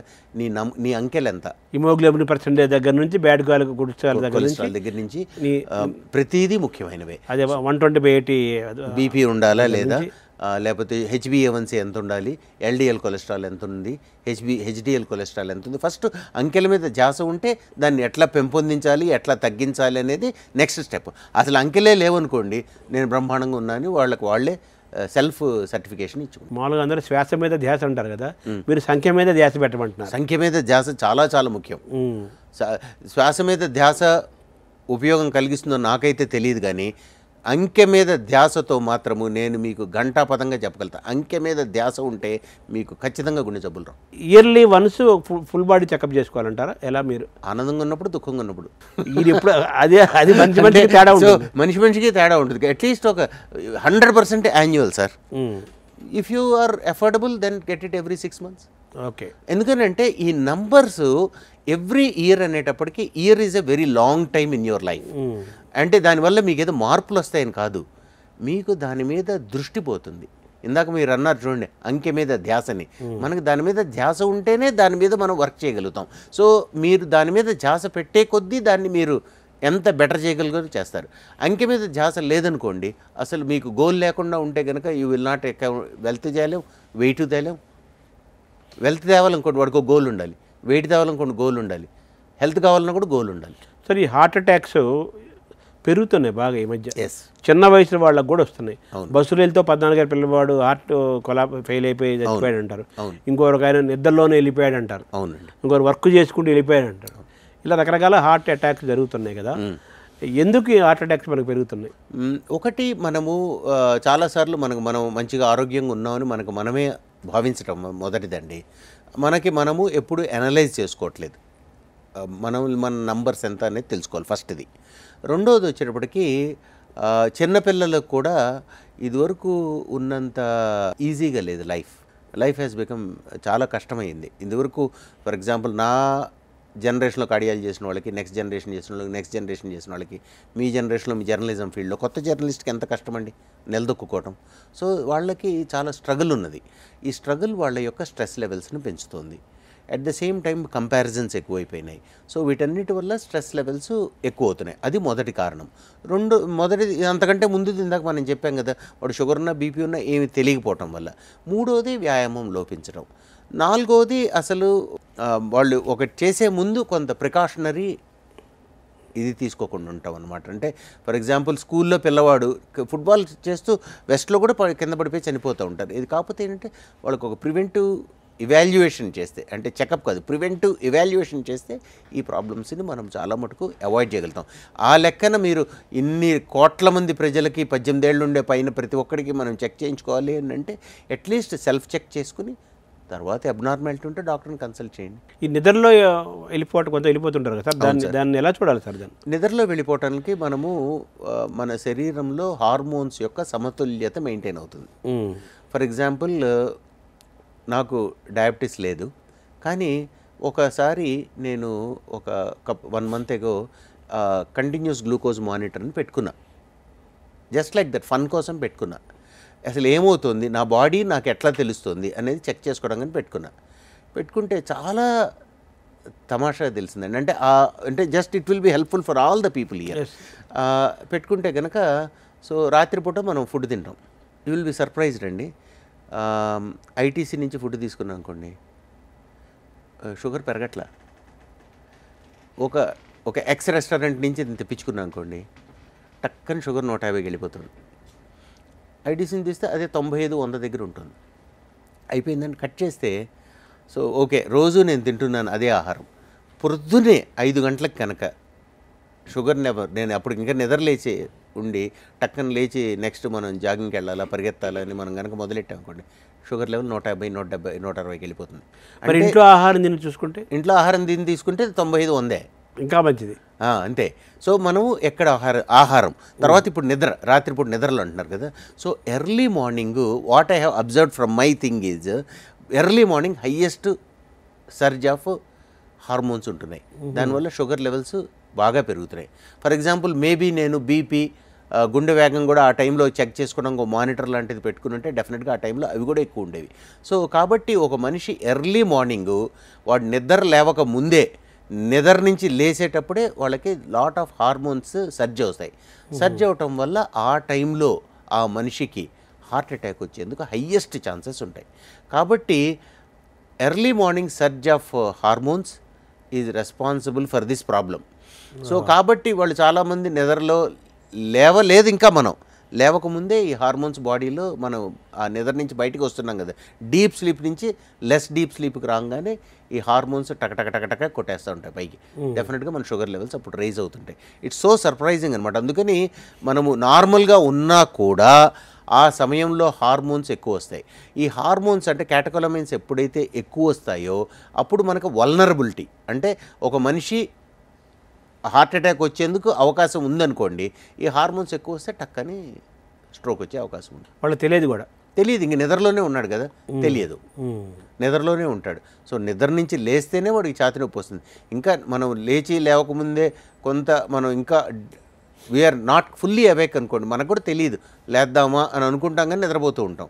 సో ఆ సమయంలో హార్ట్ అటాక్ వస్తే వాళ్ళకి ఇంకా తెలియదు, అందుకని చనిపోతుంది. దీన్ని అవాయిడ్ చేయాలంటే ఏం చేయాలి? దీన్ని ఈ పరిస్థితి రాకుండా ఉండాలని దీన్ని అవాయిడ్ చేయడం మళ్ళీ దీనికి కరెక్ట్గా మనము ఐ థింక్ ఎర్లీ మార్నింగ్ లేచేటప్పుడు పొద్దున్నే లేచేసి, నేను అది కూడా నా అబ్జర్వేషన్, ఇది కూడా నా సీజీఎంతో నాకు అర్థమైన పాఠాలు. సడన్గా లేచేసి పొద్దున్నే లేచి పరిగెట్టాను అనుకోండి, then there is some degree of stress ఇంకా ఎక్కువ అవుతుంది. సో మనం కొంత ఒక రిలాక్స్ అయ్యే లేచిన తర్వాత ఒక సమ్ డిగ్రీ ఆఫ్ పాసిబిలీ, చిన్నప్పుడు మన పెద్దలు చెప్పారు పొద్దున్నే లేవంగానే భగవద్ నామస్మరణ చేసుకుని నువ్వు లేవరా బాబు అని చెప్పేవాళ్ళు. ఇప్పుడు మనం లేవంగానే ఫస్ట్ చూసేది సెల్ ఫోన్. సో ఆ సెల్ ఫోన్ వల్ల భయంకరమైన స్ట్రెస్ పెరుగుతుంది. కాబట్టి సెల్ ఫోన్ ఎంత దూరంగా ఉంటే అంత రిస్క్ని మనం అవాయిడ్ చేయగలం. లేచేటప్పుడు అంటే ఉన్నాడు, లేస్తే ముందు లేస్తే సెల్ ఫోన్ గురించి ఆలోచిస్తూ లేస్తే.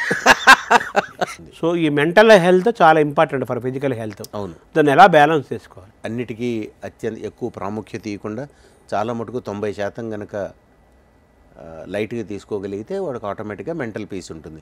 అన్నిటినీ స్ట్రాంగ్గా తీసుకుంటే కనుక వాళ్ళకి పొద్దున్నే 3 గంటలకు లేచేస్తాడు, 4 గంటలకు లేస్తాడు. సో మనిషి దాన్ని ఎక్కువగా విపరీతంగా పట్టించుకుంటే కనుక మెంటల్ హెల్త్ని దూరం అవుతారు. ఒకటి.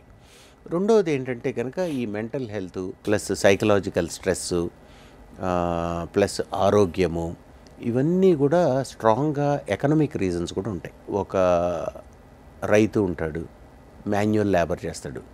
లేదు, ఫర్ ఎగ్జాంపుల్ ఒక మాన్యువల్ లేబర్ చేసే ఒక కూలీ ఉంటాడు.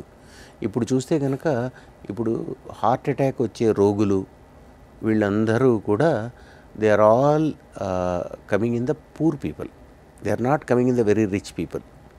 సో ఎందుకనంటే because they are not able to take care of themselves well. ఎవరైతే వాళ్ళ గురించి వాళ్ళు జాగ్రత్తగా చూసుకోలేకపోతున్నారు బికాజ్ ఆఫ్ ఫైనాన్షియల్ రీజన్స్ అట్లా. సో అందుకని చాలా చోట్ల వెస్టర్న్ కంట్రీస్ అన్నిట్లోనూ ఈ ఆర్థిక అసమానతల వల్ల పూర్ పీపుల్లో ఈ స్ట్రెస్ ఎక్కువ ఉంటుంది, పూర్ పీపుల్లో హార్ట్ ప్రాబ్లమ్స్ ఎక్కువ ఉంటున్నాయి, పూర్ పీపుల్లో హార్ట్ ప్రాబ్లమ్స్ వచ్చినా తొందరగా మరణిస్తున్నారు. దానికి కూడా ఒక కట్ ఆఫ్ పాయింట్ అమెరికాలో అయితే ఉన్నాయి, భారతదేశంలో నాకు తెలియదు.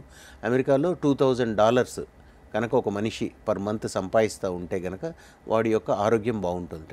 2,000 కంటే ఒకవేళ ఫర్ ఎగ్జాంపుల్ ఆ మనిషి $5,000, $6,000, $10,000 సంపాదిస్తే క్యుములేటివ్గా ఇంకా వాడి ఆరోగ్యం అత్యంత బ్రహ్మాండంగా అవ్వట్ల. 2,000 దాకా ఒక మనిషి సంపాదించగలిగితే వాడి యొక్క ఆరోగ్యాన్ని వాడు కాపాడుకోగలిగే శక్తికి వస్తున్నాడు. So that is the reason why మీరు జపాన్లో కానివ్వండి, వెస్ట్రన్ కంట్రీస్లో కానివ్వండి మనకి ఎక్కువ లాంజివిటీ ఉంటుంది. ఎందుకంటే అందరూ ఆ యొక్క ఎకానమిక్ బెంచ్ మార్క్కి రాగలిగారు. మన ఇండియాలో అయితే కనుక ఇంకా బెంచ్ మార్క్కి చాలా దూరంలో ఉన్నాం. వాళ్ళ గొప్ప పాయింట్ చెప్పాను మీరు, వాళ్ళు లాంగివిటీ ఎక్కువ వాళ్ళది. అంటే సరిపడా ఆహారం ఎంత ముఖ్యమో సరిపడా ఆదాయం కూడా అంతే ముఖ్యం, చాలా ముఖ్యం. ఎక్కువ ఉన్నా వాడికి స్ట్రెస్ ఉంటుంది, తక్కువ ఉన్నా స్ట్రెస్సే. అవును, ఎంత అవసరమో అంత ఆదాయం ఉండాలి. అంటే వ్యాపారాలు చేసేవాళ్ళు మిగతా వాళ్ళని పక్కన పెడతాం, సగటు మనిషి తనకు అవసరాలకి ఖర్చులకి సరిపడా ఆదాయం ఉంటే వాడు ఆరోగ్యంగా ఉంటాడు. ఆరోగ్యాన్ని లాంగివిటీని పెంచుతుంది.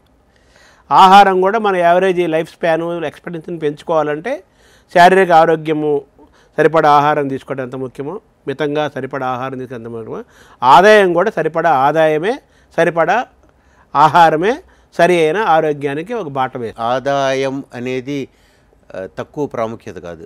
ఐ థింక్ వీటన్నిటికీ కూడా ఆదాయమే అవును ప్రధానమైన భూమిక అనమాట. ఆదాయం ఒక రేంజ్కి రావాలి. ఫర్ ఎగ్జాంపుల్, ఒక అమెరికాలో మనిషి ఉన్నాడు, $2,000 సంపాదించాడు. ఇండియాలో లెటర్సే ఒక 50,000 అనుకోండి. కంపారిజన్గా చూస్తే కనుక ఒక 50,000 రూపీస్ కనుక సంపాదిస్తే కనుక వాడు సాధారణంగా ఆ యొక్క అనారోగ్యం దీని నుంచి బయటకు రాగలిగే అవకాశాలు ఉంటాయి.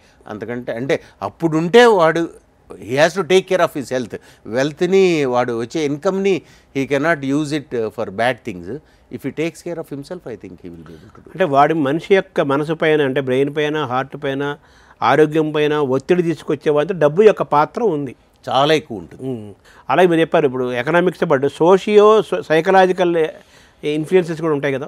చాలా ఎక్కువ ఉంటుంది. Socio economic reasons are the most important reasons for psychological problems. అంతే కదా, మనకి డబ్బులు లేకపోతే మనం ఎవరన్నా వచ్చి ఏంటినైనా ఎట్లాగుందిరా ఈ నెల అంటే డబ్బులు లేకపోతే కరిచేస్తాం వాళ్ళని. అదే డబ్బులు ఉన్నాయనుకోండి మనం పర్లేదండి బాగానే ఉందండి అంటాం. ఎక్కువ వచ్చినా కూడా తక్కువ వచ్చిందని చెప్పుకుంటాం.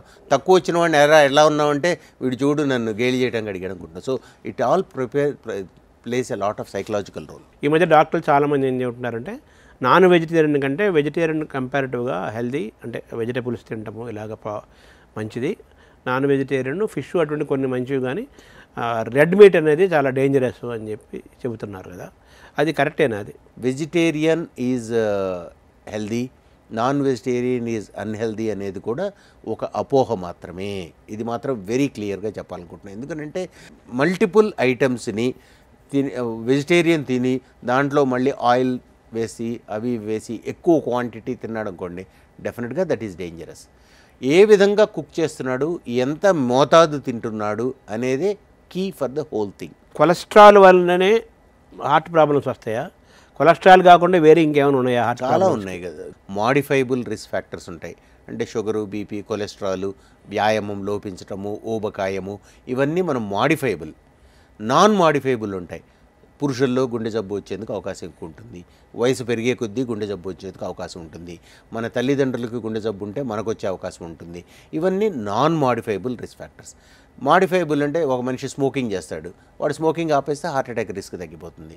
నడవట్లేదు, వాడికి హార్ట్ అటాక్ రిస్క్ ఎక్కువ, నడవడం మొదలెడితే హార్ట్ అటాక్ రిస్క్ తగ్గిపోతుంది. ఇట్లా these are all modifiable risk factors. కాబట్టి మాడిఫైబుల్, నాన్ మాడిఫైబుల్ అనేవి రెండు ప్రధానంగా మనం తెలుసుకునే రిస్క్ ఫ్యాక్టర్స్ అనమాట. అవి కాకుండా ఇప్పుడు ఈ రోజుల్లో కొన్ని స్పెషల్ రిస్క్ ఫ్యాక్టర్స్ని మనం చూస్తున్నాం. స్పెషల్ రిస్క్ ఫ్యాక్టర్స్ అంటే కనుక మీరు చాలామంది ఆటో ఇమ్యూన్ డిసార్డర్స్ ఉంటాయి, లైక్ రుమటాయిడ్ ఆర్థరైటిస్, లేకపోతే క్యాన్సర్ ఉండటము, లేకపోతే కనుక స్త్రీలలో చిన్న వయసులోనే హిస్టెక్టమీ అయిపోతుంటుంది చాలాసార్లు. ఇది 30 ఏళ్ళకే వాళ్ళు చేయించేసుకుంటారు, 35 ఏళ్ళకే హిస్టెక్టమీ అంటే premature menopause and surgical menopause, అంటే ఆపరేషన్ చేసి వాడు మెనోపాజ్ అచీవ్ చేయటం. వీటన్నిటిలోనూ ఇమ్యూన్ ప్రాబ్లమ్స్ ప్లస్ క్యాన్సర్ వ్యాధి, ప్రిమెచ్యూర్ మెనోపాజు, ఇవన్నీ కూడా మనము ఒక new type of risk factors ఇంతకుముందు మనం చూసేవాళ్ళం కావు. అదే కాకుండా ప్రెగ్నెన్సీ, ఇదివరకు రోజుల్లో ప్రెగ్నెన్సీ అంటే ఒక హెల్త్కి తార్కాణం కింద ఉండేది. ఈ రోజుల్లో మనం ప్రెగ్నెన్సీ అసోసియేటెడ్ హై బీపీ చూస్తున్నాం, ప్రెగ్నెన్సీ అసోసియేటెడ్ డయాబెటీస్ చూస్తున్నాము, ప్రెగ్నెన్సీ అసోసియేటెడ్ వెయిట్ గెయిన్ చూస్తున్నాం. అంటే స్త్రీల్లో ఇదివరకు ఉండే సమస్యలు కాదు అవి, దాన్ని ఎక్కువ ప్రాముఖ్యత ఇచ్చేవాళ్ళం కాదు. కానీ ఈ రోజున అవన్నీ కూడా there are a new set of risk factors which are responsible for heart problems, especially in women అనమాట. అంటే ఆడవాళ్లలో గుండెపోటు అనేది కూడా ఇదివరకు ఉండేది కాదు, ఇప్పుడు ఆడవాళ్ళలో గుండెపోటు మనం చూస్తున్నాం. ఎందుకనంటే ఈ ఇమ్యూన్ ప్రాబ్లమ్స్, ప్రెగ్నెన్సీ అప్పుడు షుగర్ ఉండటము, ప్రెగ్నెన్సీ అప్పుడు బీపీ ఉండటము, వీటన్నిటి వల్ల కూడా ఆడవాళ్ళల్లో హై రిస్క్ వస్తుంది. కాబట్టి modifiable, non modifiable, gender specific, అంటే స్త్రీలకే వచ్చే వ్యాధులు ఏంటి, స్త్రీలకే వచ్చే రిస్క్స్ ఏంటి, యునీక్ రిస్క్ ఫ్యాక్టర్స్ అనమాట. వాటన్నిటి వల్ల కూడా హార్ట్ ప్రాబ్లమ్స్ వచ్చే అవకాశం ఉంటుంది. థైరాయిడ్కి మనకు లింక్ ఉందా? థైరాయిడ్ని మనము జబ్బులాగా చూసేటప్పటికి చాలా అడ్వాన్స్డ్గా ఉంటుంది. కాకపోతే ఏంటంటే మన నంబర్స్ని మనం చూస్తాం. యూజువల్గా <6 ఉండాలా, ఆర్ నంబర్ బిట్వీన్ 0.5 to 6 ఉండాలి. అందుకని TSH నెంబర్తో మనం కోఆర్డినేట్ చేస్తాం. కాబట్టి థైరాయిడ్ ఎక్కువ ఉన్నా హార్ట్ అటాక్ వచ్చే ప్రాబ్లం ఉంది, థైరాయిడ్ హైపోథైరాయిడిజం ఉన్నా హార్ట్ అటాక్ రావచ్చు, హైపర్ థైరాయిడ్ ఉన్నా కూడా హార్ట్ ప్రాబ్లం రావచ్చు. కాబట్టి thyroid is very different subject అనమాట. బోత్ థైరాయిడ్ ప్రాబ్లం ఉండొచ్చు. సో ఇవన్నీ కూడా వ్యాయామం లోపించటము అది కూడా హార్ట్ అటాక్ రిస్క్ ఫ్యాక్టర్. అంటే sugar versus heart attack, heart problems, hyper tension versus heart problems ఎలా చూడాలి? ఎక్కువ అసోసియేషన్ బీపీకి బ్రెయిన్ స్ట్రోక్తో ఎక్కువ రిస్క్ ఉంటుంది, వేరే షుగర్కి ఎక్కువ రిస్క్ హార్ట్ అటాక్ వచ్చేందుకు ఉంటుంది. షుగర్ ఉన్న వాళ్ళు స్టెంట్లు అవి వేసుకోవచ్చా, సర్జరీలు చేసుకోవచ్చా? డెఫినెట్గా చేయించుకోవాలి. ఎందుకంటే కనుక షుగర్ ఉండే వాళ్ళకి ఛాతీలో నొప్పి చాలాసార్లు వాళ్ళకి కనిపించదు. సో వితౌట్ ఎనీ సైలెంట్గానే వాళ్ళకి ప్రాణాపాయం, ఇందాక మీరు చెప్పినట్టు సైలెంట్గా చనిపోవడానికి షుగర్ కూడా ఒక ప్రధానమైన కారణం. సో సైలెంట్ ఇస్కీమియా అంటాం అనమాట. వాళ్ళకి షుగర్ ఉండే వాళ్ళు చాలా కామన్గా ఉంటుంది. కాబట్టి షుగర్ ఉండే వాళ్ళకి యాక్చువల్గా లోయర్ థ్రెషోల్డ్ ఉండాలి. అంటే లోయర్ థ్రెషోల్డ్ అంటే త్వరితంగానే వాళ్ళకి వైద్యం చేయించుకోవాలంటే, త్వరితంగా అంటే ఎర్లీ స్టేజెస్లోనే వాళ్ళకి ఇమీడియట్గా స్టెంటింగ్ కానివ్వండి, బైపాస్ సర్జరీ కానివ్వండి, లేకపోతే మందులు పెట్టుకోవటం కానివ్వండి, ఇవన్నీ కూడా త్వరితంగా చేసుకోవాలి. అండ్ షుగర్ ఉన్నవాళ్ళు ఖచ్చితంగా షుగర్ని పీరియాడిక్గా చెక్ చేయించుకుంటూ ఉండాలి. షుగర్ ఉండేవాళ్ళు దానికి కంపల్సరీగా మందులు కూడా వాడుకోవాలి. అండ్ షుగర్కు వాడుతున్న మందుల్లో కూడా న్యూ జనరేషన్ మందులు చాలా వచ్చాయి. ఇదివరకు రోజుల్లో షుగర్కి మనం మందులు వాడుతున్నప్పుడు మన యొక్క గోల్ ఆఫ్ డయాబెటీస్కి ఒక మనిషి మందులు వాడుతున్నాడు అనుకోండి, ఇదివరకు గోలు కేవలం షుగర్ తగ్గించడం మీద మాత్రమే ధ్యాస ఉండేది. ఇప్పుడు కరెంట్గా అది కాదు కాన్సెప్ట్. ఇందాక మీకు చెప్తున్న షుగర్ ఎందుకు తగ్గించాలి, హార్ట్ అటాక్ రాకుండా ఉండేది తగ్గించాలి. కాబట్టి ఏ షుగర్ మందులు వాడుతున్నామో ఆ మందులు మనకి హార్ట్కి ప్రమాదం రాకుండా కాపాడగలుగుతాయో ఆ మందుల్ని మనము ప్రిఫర్ చేయాలి షుగర్ వాడుతున్నప్పుడు కూడా. సో షుగర్కి కేవలము ఒక రకం మందని కాదు, షుగర్ యొక్క కంట్రోల్ చేయడంలో గోల్ రాబోయే రోజుల్లో హార్ట్ ప్రాబ్లము, బ్రెయిన్ స్ట్రోకు రాకుండా కాపాడుకోవాలి అనే దాని దృష్టితోనే మనం మందులు వాడుతున్నాం. కాబట్టి sugar control has got a different meaning now, not like in the past. నా హెచ్బిఏవన్సీ నంబర్ ఇంత రావటం కదా, హెచ్బిఏవన్సీ నంబరు రావాలి, కాంబోడిల్, దాంతోపాటు నాకు హార్ట్ అటాక్ కూడా రాకుండా ఉండాలి. బీపీగా ఉంటే కంపల్సరీ కొలెస్ట్రాల్ ప్రాబ్లం వచ్చే అవకాశం ఉంది. కాబట్టి బీపీ ట్యాబ్లెట్తో పాటు కొలెస్ట్రాల్ ట్యాబ్లెట్ కూడా వేసుకోవాలి అని కొంతమంది అంటుంటారు. ఇది పాత రోజుల్లో ఆ కాన్సెప్ట్స్ అన్నీ మనకి ఇప్పుడు ఈ రోజున మనకి ఆబ్జెక్టివ్ క్యాలిక్యులేటర్స్ ఉన్నాయి. షుగర్ ఉండేవాళ్ళు, బీపీ ఉండేవాళ్ళు అందరూ కొలెస్ట్రాల్ మందులు వాడాల్సిన, బీపీ ఉండేవాళ్ళు అందరూ వాడాల్సిన అవసరం లేదు. షుగర్ ఉండేవాళ్ళు మేబీ వాడాల్సిన అవసరం ఉంది. కానీ ఇప్పుడు కాంటెంపరీగా రిస్క్ క్యాలిక్యులేటర్స్ని యూజ్ చేసి, నేనైతే ఓపీడీలో ప్రతిరోజు రిస్క్ క్యాలిక్యులేటర్ యూజ్ చేస్తాం. ఇప్పుడు ఒక మనిషికి 120 కొలెస్ట్రాల్ ఉంది, ఇంకొక మనిషికి కూడా 120 కొలెస్ట్రాల్ ఉంది. కొంతమందికి కొలెస్ట్రాల్ మందులు వాడాలి, కొంతమందికి వాడాల్సిన అవసరం లేదు. అది మనం ఆబ్జెక్టివ్ క్యాలిక్యులేటర్స్ని వాడుకొని అవి మనకు ఒక గైడెన్స్ ఇస్తాయి. దాన్ని బట్టే మనము కొలెస్ట్రాల్ మందులు వాడాలా, బీపీ మందులతో పాటు ఇంకేం ఎక్స్ట్రా మందులు వాడాలి అనేది మనకి ఇప్పుడు వెరీ వెరీ ఆబ్జెక్టివ్ అయిపోయింది. మెడిసిన్ ఇదివరకుట్లాగా ఆర్ట్ నుంచి it has become more of a మ్యాథమెటికల్గా కూడా some lot of things have become more mathematical. ఇప్పుడు మన దగ్గర చాలా టెస్టులు, చాలా పారామీటర్స్ ఉన్నాయి, కొత్తవి కూడా వస్తున్నాయి. ఈ పారామీటర్స్ అన్నింటినీ క్రోడీకరించి క్యాలిక్యులేటర్లో వేసి ఒక నంబర్స్ ఇస్తున్నాయి. హెల్త్కి కూడా రకరకాల యాప్స్ వచ్చేసాయి. సో ఈ యాప్ని మనము we use an app to watch Netflix, we use an app to watch ఏదో ప్రైమ్ వీడియో చూస్తాం, app to order on Amazon చేస్తాం. కానీ why don't we use a health app to take care of your health? So ఈ యాప్స్ని use చేసుకుని మనం డెఫినెట్గా మనం ఒక్క పారామీటర్ కాదు, మల్టిపుల్ పారామీటర్స్ని అది తీసుకుని ప్రతి పారామీటర్కి వెయిటేజ్ ఇచ్చి దాన్ని బట్టి మనకు రిస్క్ ఎంత ఉంది అని చెప్తున్నాయి. సో ఆ risk calculation is more objective. దాన్ని బట్టి ఓకే ఎంత రిస్క్ ఉన్నది, వీనికి కొలెస్ట్రాల్ వాడాలా, ఆస్పిరిన్ వాడాలా, ఎంత వాడాలి, వ్యాయామం చేయాలంటే ఏం వ్యాయామం చేయాలి అనే దాని మీద మనకి ఇప్పుడు చాలా క్లారిటీతో గైడ్లైన్స్ వచ్చేసాయి, ఎక్స్ట్రాడినరీ గైడ్లైన్స్ ఉన్నాయి. So it's very easy for any one to treat.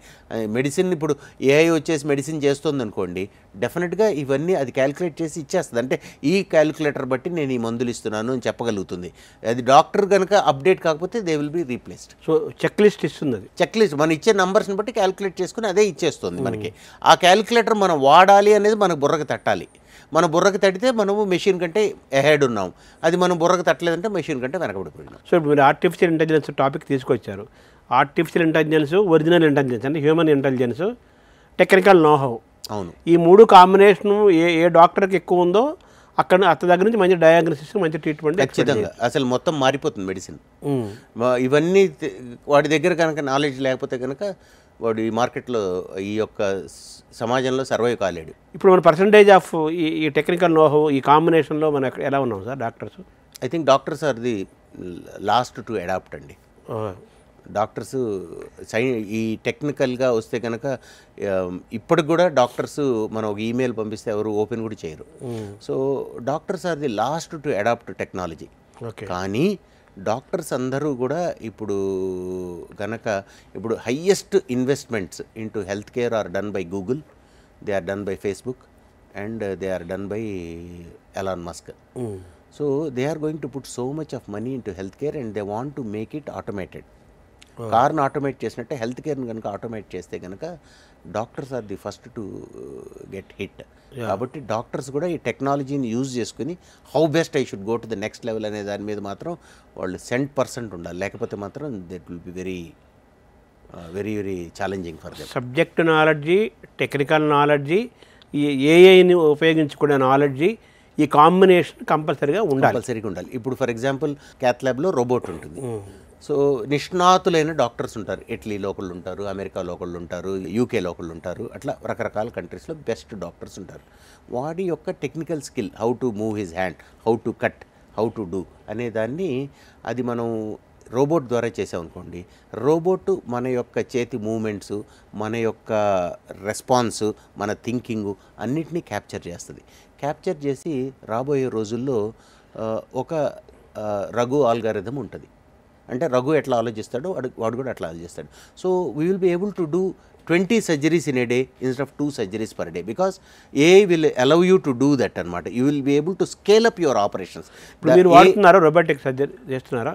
Robotic surgery అనేది మన కార్డియాలజీలో ఇంకా రాలేదు, కానీ రోబోటిక్ సర్జరీస్ ఎక్కువైనాయి, ఓపెన్ సర్జరీస్లో వచ్చేసాయి. కానీ cath lab robots they are very expensive అయ్యేటప్పటికి మనం it is costing about 7-8 crores అయ్యేటప్పటికి ఎవరు ఇమీడియట్ వాల్యూ చూడటం లేదు. కానీ బట్ ఐ ఫోర్సీ దట్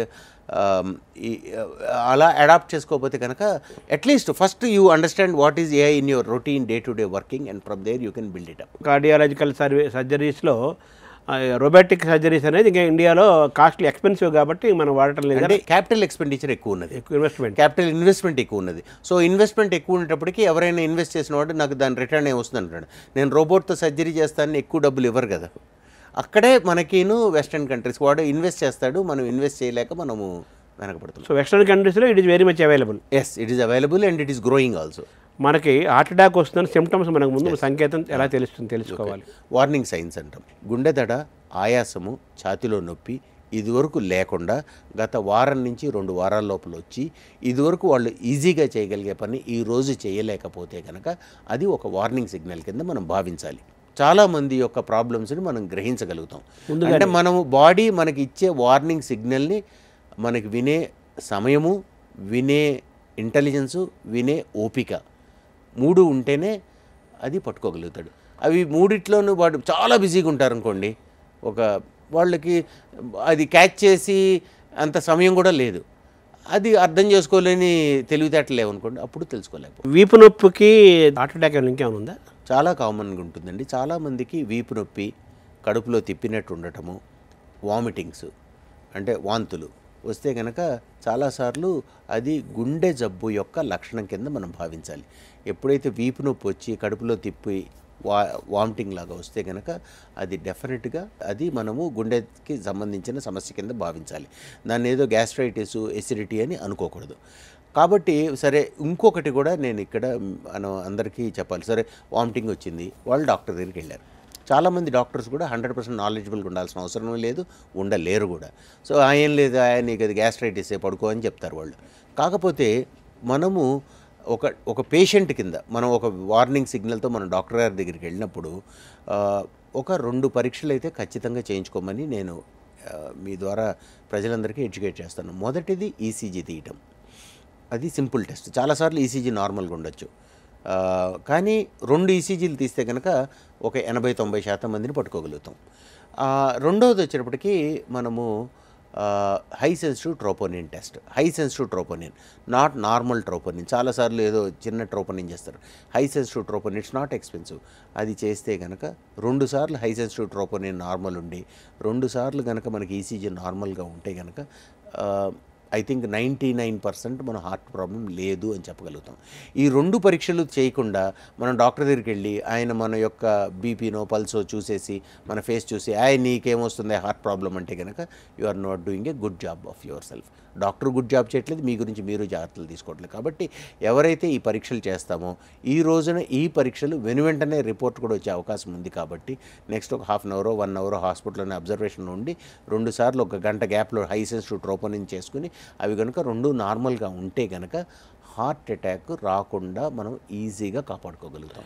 ఈ గ్యాస్ వల్ల వచ్చే నొప్పికి గుండె సంబంధించిన వ్యాధికి సంబంధించిన నొప్పులకి మధ్య ఆ డిఫరెన్స్ని మనం ఎలా అంచనా వేసుకోవాలి? అది చాలా కష్టం, చాలా కష్టం మనం గుర్తించడం. డాక్టరే గుర్తించలేకపోతున్నాడని మనం అనుకుంటున్నాం. కాబట్టి మనం అర్థం చేసుకోవాలంటే ఒక మనిషి షుగర్ ఉంది, బీపీ ఉంది, ఆ హార్ట్ అటాక్ వచ్చే వయసులో ఉన్నాడు, ఈరోజు వాళ్ళకి ఇంట్లో హార్ట్ ప్రాబ్లమ్స్ ఉన్నాయి, స్ట్రెస్ ఉన్నది, ఇలాంటి లక్షణాలు ఉంటే హార్ట్ ప్రాబ్లం అయ్యేందుకు అవకాశాలు ఎక్కువ ఉంటాయి. సో వెనువెంటనే ఏదో నేను బాగానే ఉన్నాను అని నిర్లక్ష్యం చేయకుండా వాళ్ళు బీపీ ఎంత ఉంది, షుగర్ ఎంత ఉందో చెక్ చేసుకుని ఇందాక నేను చెప్పినట్టు ఈసీజీ, హై సెన్సిటివ్ ట్రోపోనిన్ టెస్టులు 2 సార్లు కనుక 2 ఈసీజీలు 2 హై సెన్సిటివ్ ట్రోపోనిన్లు చేసుకుని అవి 2 నార్మల్గా ఉన్నాయి అని అనుకుంటే హార్ట్ ప్రాబ్లం లేనట్టు. అంతేగాని నేను డాక్టర్ దగ్గరికి వెళ్ళాను, ఆయన చూసి అంతా బాగానే ఉందన్నారు చూడటం కాదు, ఏం చేశారు అనేది ముఖ్యం. ఏం టెస్టులు చేశారు, ఆ టెస్టులని మనం వెంటనే అనలైజ్ చేయించగలమా లేదా అనేది మనం చూసుకోవాలి. అందుకనే ఈ రోజున with the availability of ECG, with the availability of high sensitive troponin ఈ యొక్క హార్ట్ ప్రాబ్లమ్స్, హార్ట్ రిస్క్ చాలా మటుకు అవాయిడ్ చేయగలుగుతాం. నేను డాక్టర్ సమీన్ శర్మ అని మొన్న న్యూయార్క్లో ఇండియన్ డాక్టర్ అన్నమాట, ఆయన చెప్తూ ఒక మనిషికి హార్ట్ అటాక్ వచ్చింది అని అంటే కనుక it is a lousy job on the type of the patient. ఎందుకంటే he's not taking care of himself. ఒకసారి ఒక మనిషి బైపాస్ సర్జరీయో యాంజియోప్లాస్టీ చేసిన తర్వాత కూడా వాళ్ళకి మళ్ళీ హార్ట్ స్ట్రోక్ వస్తుందంటే కనుక it is a lousy job of your doctor. ఒక్కడే ఉంటాడు ఇంట్లో ఫర్ ఎగ్జాంపుల్, సడన్గా ఈ హార్ట్ ప్రాబ్లం అటాక్ లాంటిది వస్తుంది, తాను ఎలా రక్షించుకోవాలి, దాన్ని ఎలా మేనేజ్ చేయాలి, ఎలా రియాక్షన్ ఎలా ఉండాలి? ఫస్ట్ థింగ్ ఏంటంటే హార్ట్ అటాక్ లక్షణాలు ఏంటి? ఇందాక చెప్తున్నట్టు ఆయాసము, ఛాతీలో మంట, ఛాతీలో నొప్పి, గుండె దడ, చెమట పట్టటము, ఇదివరకు ఎప్పుడూ లేకుండా కొత్తగా వచ్చిన ఇబ్బంది, లేదు కొద్దిగా 4 అడుగులు వేస్తే ఆయన నడవలేకపోవటము, ఇలాంటివన్నీ జరిగితే కనుక అది గుండెకి సంబంధించిన సమస్య. నాకు తెలిసిన నా మిత్రుడు ఒక ఆయన మినిస్టర్ గారు, ఆయన ఎక్కడికి వెళ్ళారు, I think he went to Uttarakhand వెళ్ళారు, డెహ్రాడూన్ వెళ్ళారు. వాళ్ళ ఫ్యామిలీ మెంబర్స్ అందరూ ఏదో తీర్థయాత్రలకు వెళ్తే ఆయన రూమ్లో ఒక్కడే కూర్చున్నాడు. ఆయనకి ఛాతీలో నొప్పి వచ్చింది స్నానం చేస్తుంటే, ఒక్కడే ఉన్నాడు, అందరినీ పంపించేశాడు, nobody is there with him. So కాకపోతే ఏంటంటే చాలా sharp, ministers politicians are very very sharp people. So ఆయన వెంటనే గ్రహించగలిగాడు, ఇది నాకు హార్ట్ ప్రాబ్లం లాగా ఉన్నది అని చెప్పి వాళ్ళు ఎవరిని పిలిచినా కూడా చాలా దూరంలో ఉన్నారు, వెంటనే గ్రహించి దగ్గరలో ఉండే హాస్పిటల్కి వెళ్ళిపోయాడు. So going to the nearest hospital by what ever means is the only way in which they can save themselves. అది గనక చేయకుండా నాది ప్రాబ్లం లేదు అని అపోహలో మాత్రం ఉండకండి. సో కాబట్టి ఇంకొకటి కూడా నేను చెప్తాను. ఫర్ ఎగ్జాంపుల్ ఒక బర్త్డే వస్తుంది, రేపు నాకు బర్త్డే వస్తుంది, నేను ఫలానా హోటల్లో నేను బర్త్డేకి నేను డిన్నర్కి వెళ్తాను, లేకపోతే ఒక పార్టీ చేసుకుంటాను అని ప్లాన్ చేస్తాడు. లేదు నాకు ఇష్టమైన హీరో సినిమా వస్తుంది, ఫలానా మూవీ థియేటర్లోనే చూస్తాను, ఆ థియేటర్లో నేను ముందే అడ్వాన్స్ బుకింగ్ చేస్తాను అని ప్లాన్ చేసుకుంటాడు. కానీ నాకు గనక అనారోగ్యం వస్తే గనక what is my nearest hospital, who are the facilities which are available అనే దానికి కూడా వాళ్ళు ఆడిట్ చేసుకుని ఉండటం అనేది చాలా చాలా ముఖ్యం. నువ్వు సినిమాకి వెళ్ళటానికి ఒక రోజు ఈవినింగ్ డిన్నర్కే నువ్వు ఒక 1 మంత్ నుంచి ప్లాన్ చేస్తూ ఉంటావు. అదేవిధంగా డాక్టర్ని కూడా ఓకే నాకు హార్ట్ ప్రాబ్లం వస్తే ఫలానా హాస్పిటల్కి వెళ్ళాలి, పలానా డాక్టర్ దగ్గరికి వెళ్ళాలి, నువ్వు అవసరం ఉండి ముందే వెళ్ళక్కర్లా, అట్లీస్ట్ నీకంటూ ఒక మెంటల్ ప్లాన్ ఉండాలి. ఆ ప్లాన్ లేకుండా గనక నువ్వు గనక వెళ్తే గనక కష్టం.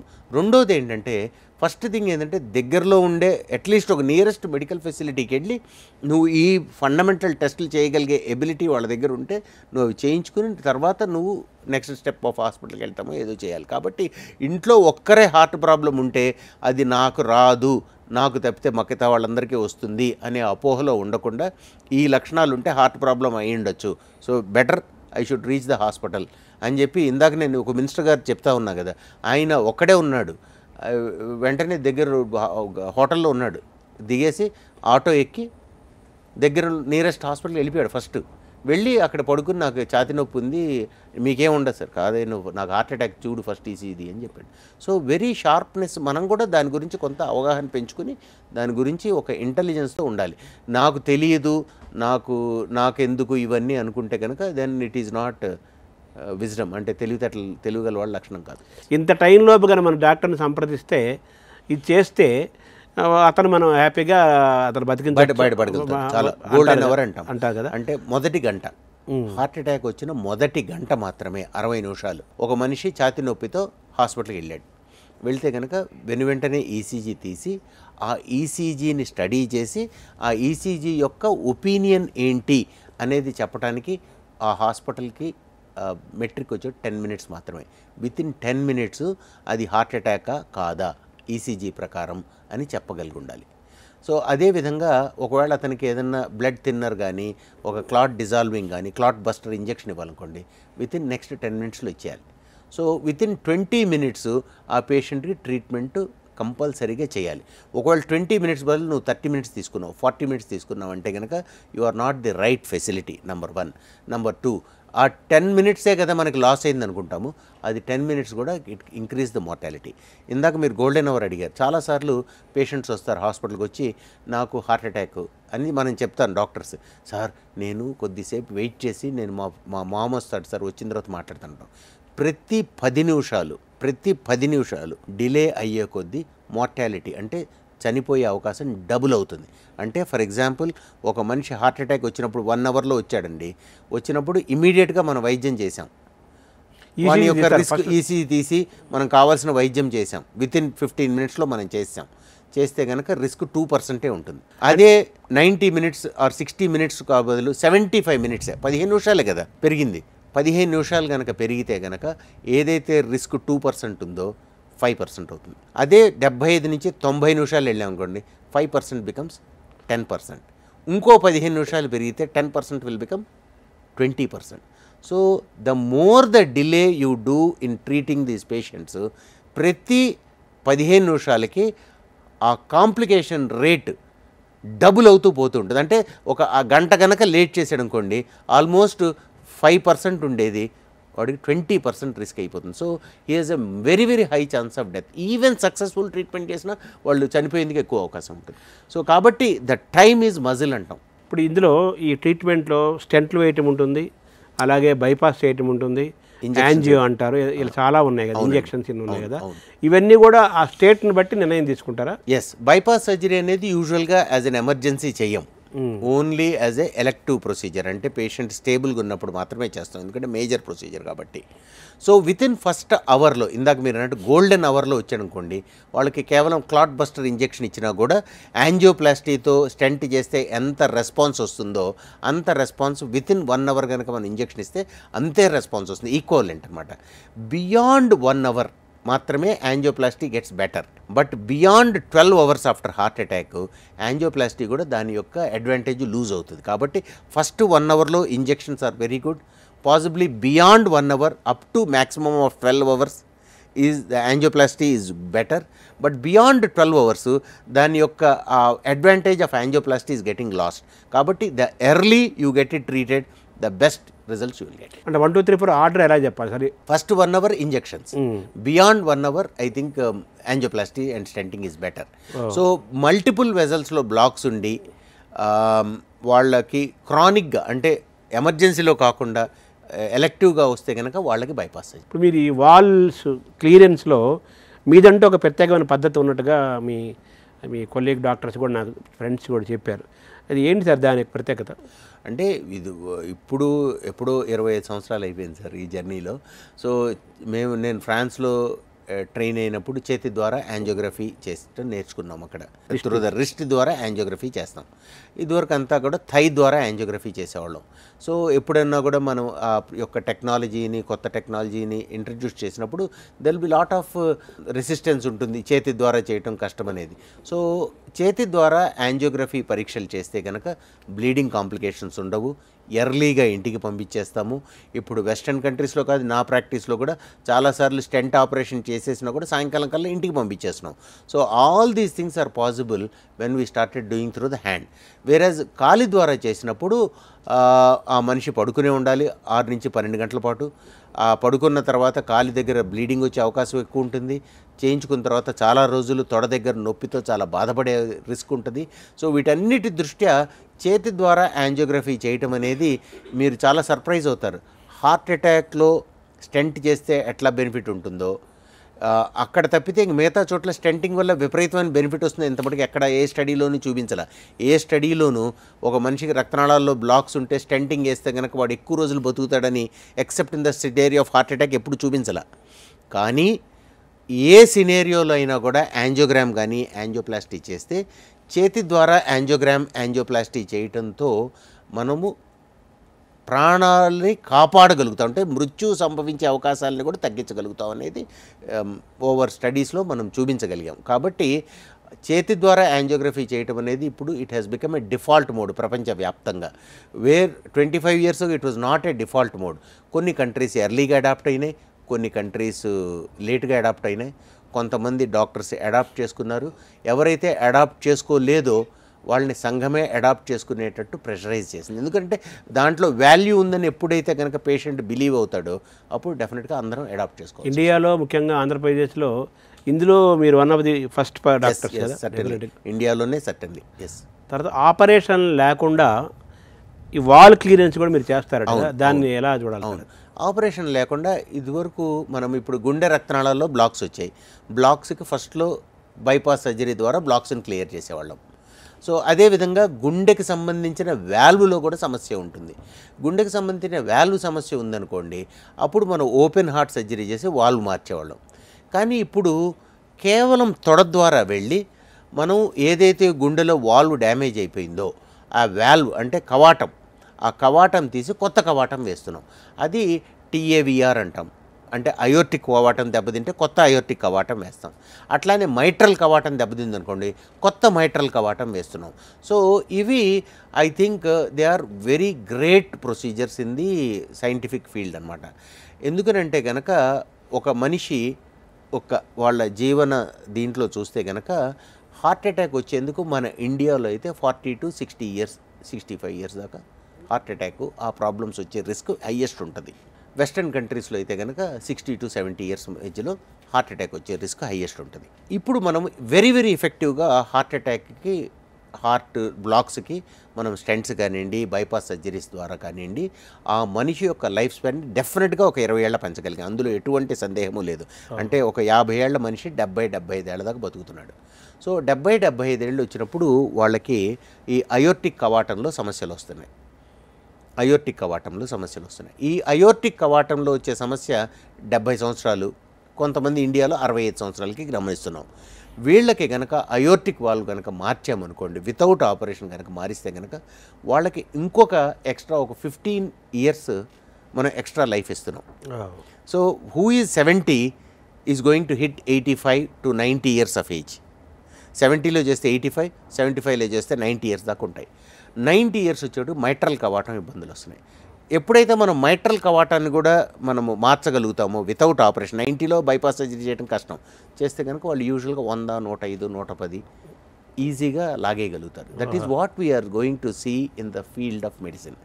అదే కాకుండా మనకి ఈ రోజున very good excellent cholesterol lowering medications వచ్చాయి. హై యూజేజ్ ఆఫ్ ఆస్పిరిన్ ఉంటుంది. షుగర్ని కూడా బ్రహ్మాండంగా కంట్రోల్లో ఉంచగలుగుతున్నాడు. బీపీ కూడా కంట్రోల్లో ఉంచగలిగితే కనుక ఈ హార్ట్ రక్తనాళాల్లో బ్లాక్స్ లేకుండా కూడా 70-75 ఇయర్స్ దాకా బతకగలుగుతున్నాడు. వాళ్ళకి అయోర్టిక్ కవాటంలో ప్రాబ్లం వచ్చిందనుకోండి, అప్పుడు వితౌట్ ఆపరేషన్ కనుక మనం అయోర్టిక్ కవాటం మార్చగలిగాం అనుకోండి, that's what is the reason what we are doing. ఎప్పుడైతే అయోర్టిక్ కవాటం వితౌట్ ఆపరేషన్ చేయగలుగుతామో బ్రహ్మాండంగా వాళ్ళు ఇంకో 15 ఏళ్ళు మనం ఎక్స్ట్రా లైఫ్ ఇస్తాం. They will have a very good quality of life అనమాట. సో వాల్స్ మొత్తం క్లియర్ అయిపోతాయి. వాళ్ళు మొత్తం కొత్త వాల్వ్ వేసేస్తాం వితౌట్ ఓపెన్ ద హార్ట్. తొడ ద్వారా వెళ్ళి లోపలికి వెళ్ళి నైస్గా కొత్త వాల్వ్ పెట్టేస్తే కనుక వాళ్ళ యొక్క ఆయాసము, వాళ్ళ యొక్క క్వాలిటీ ఆఫ్ లైఫ్, వాళ్ళ యొక్క ప్రొడక్టివిటీ చాలా విపరీతంగా పెరుగుతుంది. వాళ్ళ ఒక కొత్త, నేను చెప్తాను వాళ్ళకి, you can go on take a new కొత్త బిజినెస్ చేయండి, కొత్త వెంచర్ తీసుకోండి. ఏదైతే మీకు అడిషనల్ 15 ఇయర్స్ వచ్చిందో ఆ 15 ఇయర్స్ లైఫ్ని మీరు సమాజానికి, మీరు మీ ఫ్యామిలీకి కూడా ఇంకా అడిషనల్ వాల్యూ యాడ్ చేయగలుగుతారు. That is what we should look for. అద్భుతంగా చెప్పారు. కోవిడ్, పోస్ట్ కోవిడ్, వ్యాక్సిను, దానికి ప్రభావం, హార్ట్ అటాక్స్, దీన్ని ఎలా చూడాలి సార్? కోవిడ్ అనేది మన బాడీ మీద వచ్చిన స్ట్రెస్సర్. సో ఒక మనిషికి ఇందాక మనం అనుకున్నాం, విపరీతమైన ఆందోళన వచ్చింది అనుకోండి, హార్ట్ అటాక్ వచ్చే రిస్క్ ఉంటుంది. పొద్దున్నే లేస్తున్నాడు, వాడికి హార్ట్ అటాక్ వచ్చే రిస్క్ ఎక్కువ ఉంటుంది. అట్లానే కోవిడ్ అనేది కూడా ఒక స్ట్రెస్సర్ లాంటిది అనమాట, ఒక స్ట్రెస్ టెస్ట్ అనమాట. ఆ స్ట్రెస్ టెస్ట్ రావటం వల్ల ఎవరికైతే షుగరు, బీపీ, హార్ట్ అటాకు వచ్చే అవకాశం ఉందో అది బహిర్గతమైంది. కాబట్టి ఆ బహిర్గతం అవటం వల్ల ఆ సమయానికి వాళ్ళకి షుగర్ వచ్చేసింది. అరే నాకు కోవిడ్ వల్ల షుగర్ వచ్చింది. కోవిడ్ వల్ల షుగర్ రావటం కాదు, కోవిడ్ అనేది బాడీ మీద ఒక విపరీతమైన స్ట్రెస్ క్రియేట్ చేసింది, ఇన్ఫెక్షన్. ఇది మనకి తెలియదు. Highest risk of heart attack pneumonia వచ్చిన తర్వాత ఉంటుంది. Highest risk of heart failure, death pneumonia వల్ల ఉంటుంది. కాబట్టి ఎవరికైతే కోవిడ్ వస్తుందో బాడీ మీద హయ్యెస్ట్ స్ట్రెస్ పెరిగి వాళ్ళకి ఈ యొక్క హార్ట్ అటాక్ అనేది బయటపడుతుంది. కానీ వ్యాక్సిన్ తీసుకోవటం కూడా, వ్యాక్సిన్ అంటే ఏంటి, తక్కువ మోతాదులో ఆ యొక్క ఆర్గానిజంను బాడీలో ఎక్కించడమే కదా వ్యాక్సిన్ అంటే.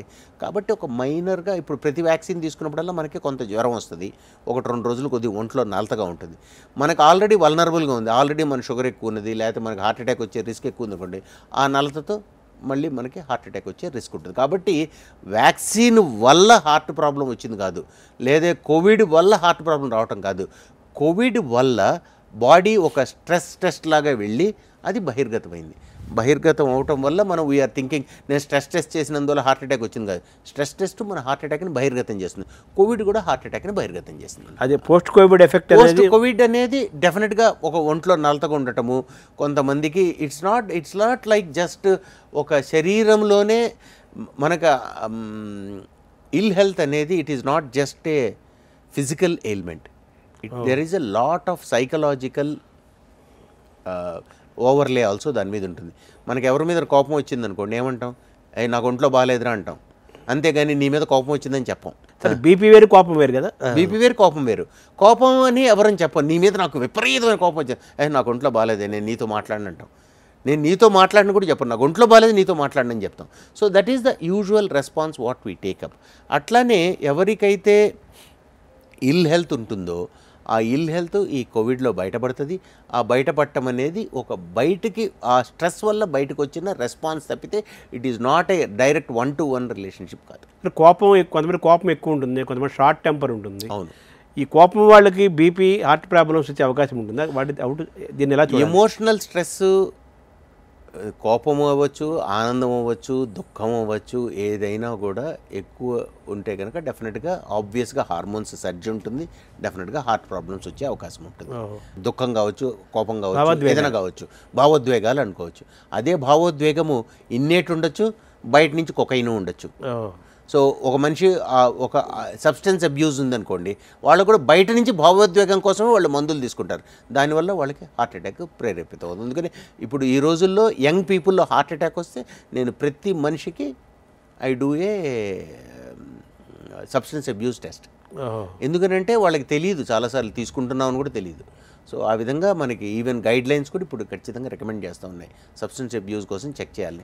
ఒక 40 ఏళ్ల వయసు ఉంది, షుగర్, బీపీ, కొలెస్ట్రాల్ ఏమీ లేదు, వాడు హార్ట్ అటాక్ వచ్చిందంటే ఎందువల్ల వచ్చింది, సబ్స్టెన్స్ అబ్యూస్ ఖచ్చితంగా చెక్ చేయాలి. సబ్స్టెన్స్ అబ్యూస్ అంటే కనుక మనం ఒక మనిషి కొకైన్, మారిహువానా, లేదా ఇంకా నాకు పేర్లు తెలియదు, రకరకాల సబ్స్టెన్సెస్ ఉంటాయి. సిగరెట్, ఆల్కహాల్ సబ్స్టెన్సెస్ కింద రావు. Cigarette, alcohol they are smoking and alcohol they are different. Substance abuse అంటే కనుక ఇప్పుడు మనం రకరకాల ఎవరో ఫలానా వ్యక్తి సబ్స్టెన్స్ తీసుకున్నాడు అని చెప్తూ వింటుంటాం కదా. సో కొకైన్ లాంటివి తీసుకున్నారు, ఏదో మారిహువానా తీసుకున్నాడు, డ్రగ్స్ తీసుకున్నాడు అని. డ్రగ్స్ అనేది ఒక generic term for all these things అనమాట. సో డ్రగ్స్ తీసుకున్నాడు అంటే ఆ డ్రగ్స్ ఏం తీసుకున్నాడు, ఏం డ్రగ్ తీసుకున్నాడు అనేది ఈ రోజున తెలుసుకోవడం చాలా చాలా ఈజీ. జస్ట్ వాళ్ళ యొక్క యూరిన్ శాంపుల్ చేసి టెస్ట్కి పంపిస్తే వితిన్ 1.5 అవర్లో మనకి అన్ని ఏమేమి సబ్స్టెన్సులు తీసుకున్నాడు అన్నీ కూడా ఒక మంచి చార్ట్ వచ్చేస్తాయి. ఇవన్నీ లీడ్స్ టు హార్ట్ అటాక్స్. డెఫినెట్గా ఎనీ భావోద్వేగం, ఇందాక అయితే చెప్తున్నా, భావోద్వేగం అంతర్గతంగా ఉండొచ్చు, బాహ్యంగా కూడా మనకి ఏదో ఒక సబ్స్టెన్స్ తీసుకున్నా కూడా అది ఈ భావోద్వేగం కోసమే కదా వాళ్ళు మందులు తీసుకునేది. డ్రగ్ తీసుకునేది ఏంటి, వాళ్ళ ఒక హై కోసం తీసుకుంటాం. మనం కూడా ఒక మంచి పార్టీకి వెళ్ళేది ఒక హై కోసం వెళ్తాం, కిక్ కోసం వెళ్తాం. డ్రగ్స్ వేసుకొని కిక్ అంటే అనేది తీసుకోకూడదు. Definitely one day or other you have to kick the bucket ఎర్లీగా, చాలా ఎర్లీగా. ఇదే సమయంలో ఆల్కహాల్, స్మోకింగ్ అండ్ హార్ట్ ఎలా చూడాలి sir? So smoking, alcohol both are dangerous. చాలామంది అనుకుంటాము పారాడాక్స్, ఏదో ఫ్రెంచ్ వాళ్ళు వైన్ తీసుకుంటే హార్ట్ అటాక్ రాదని, లేదు ఆల్కహాల్ తీసుకుంటే వాళ్ళకి హార్ట్ అటాక్ రాదు, బ్రాందీ గురించి చెప్తారు, బ్రాందీ అని. ఇక ఎవరికి వాళ్ళు మనం ప్రపంచంలో ప్రతి ఒక్కడు వాడికి కావాల్సిందే చూస్తారు. వాడికి ఇష్టం లేనిది వాడికి కనపడదు, వాడికి వినపడదు. సో అట్లానే ఆల్కహాల్ తీసుకునేవాడికి, సార్ నేను చదివాను సార్, వైన్ తీసుకుంటే హార్ట్ ప్రాబ్లం రాదట అంటాడు. లేదు నాకు మీరు అన్నట్టు బ్రాందీ తీసుకుంటే గుండెకి చాలా మెరుగుట అట్లా అనుకుంటారు. కానీ there are lot of evidence. Alcohol తీసుకుంటే ఏట్రల్ ఫిబ్రిలేషన్ వస్తుంది, ఆల్కహాల్ తీసుకుంటే హార్ట్ అటాక్ వస్తుంది, ఆల్కహాల్ తీసుకుంటే గుండె మజిల్ వీక్ అవుతుంది. కాబట్టి ఆల్కహాల్ ఎంత మోతాదులో తీసుకున్నా కూడా గుండెకి చేటు అనేది కరెంట్ గైడ్లైన్స్ క్లియర్గా చెప్తున్నాయి. గుండె ఆరోగ్యానికి ఆల్కహాల్ తీసుకోవటం ఎట్టి పరిస్థితుల్లో రికమెండేషన్ కాదు. స్మోకింగ్ అయితే అసలు పూర్తిగానే. Smoking is also very very dangerous for heart. So డెఫినెట్గా స్మోకింగ్ ఈజ్ హైయెస్ట్ రిస్క్. 1 సిగరెట్టా, 3 సిగరెట్ల, 2 డబ్బాలు సిగరెట్ల అనేది డెఫినెట్గా 2 డబ్బాలు తాగే వాళ్ళకి ఎక్కువ రిస్క్ ఉంటుంది. కానీ any number of cigarettes is going to be dangerous for the heart. Jeans and heart attacks ఎలా చూడాలి? జీన్స్ చాలా ప్రాముఖ్యం వస్తుంది. ఇదివరకు రోజుల్లో జీన్స్ని మనం అంతగా స్టడీ చేయగలిగే క్యాపబిలిటీ ఉండేది కాదు.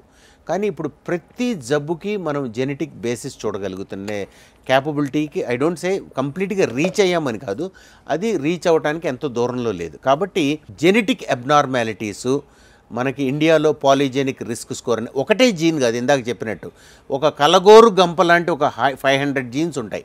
ఈ 500 జీన్స్లో ఒక్కొక్క దానికి ఒక్కొక్క వెయిటేజ్ ఉంటుంది.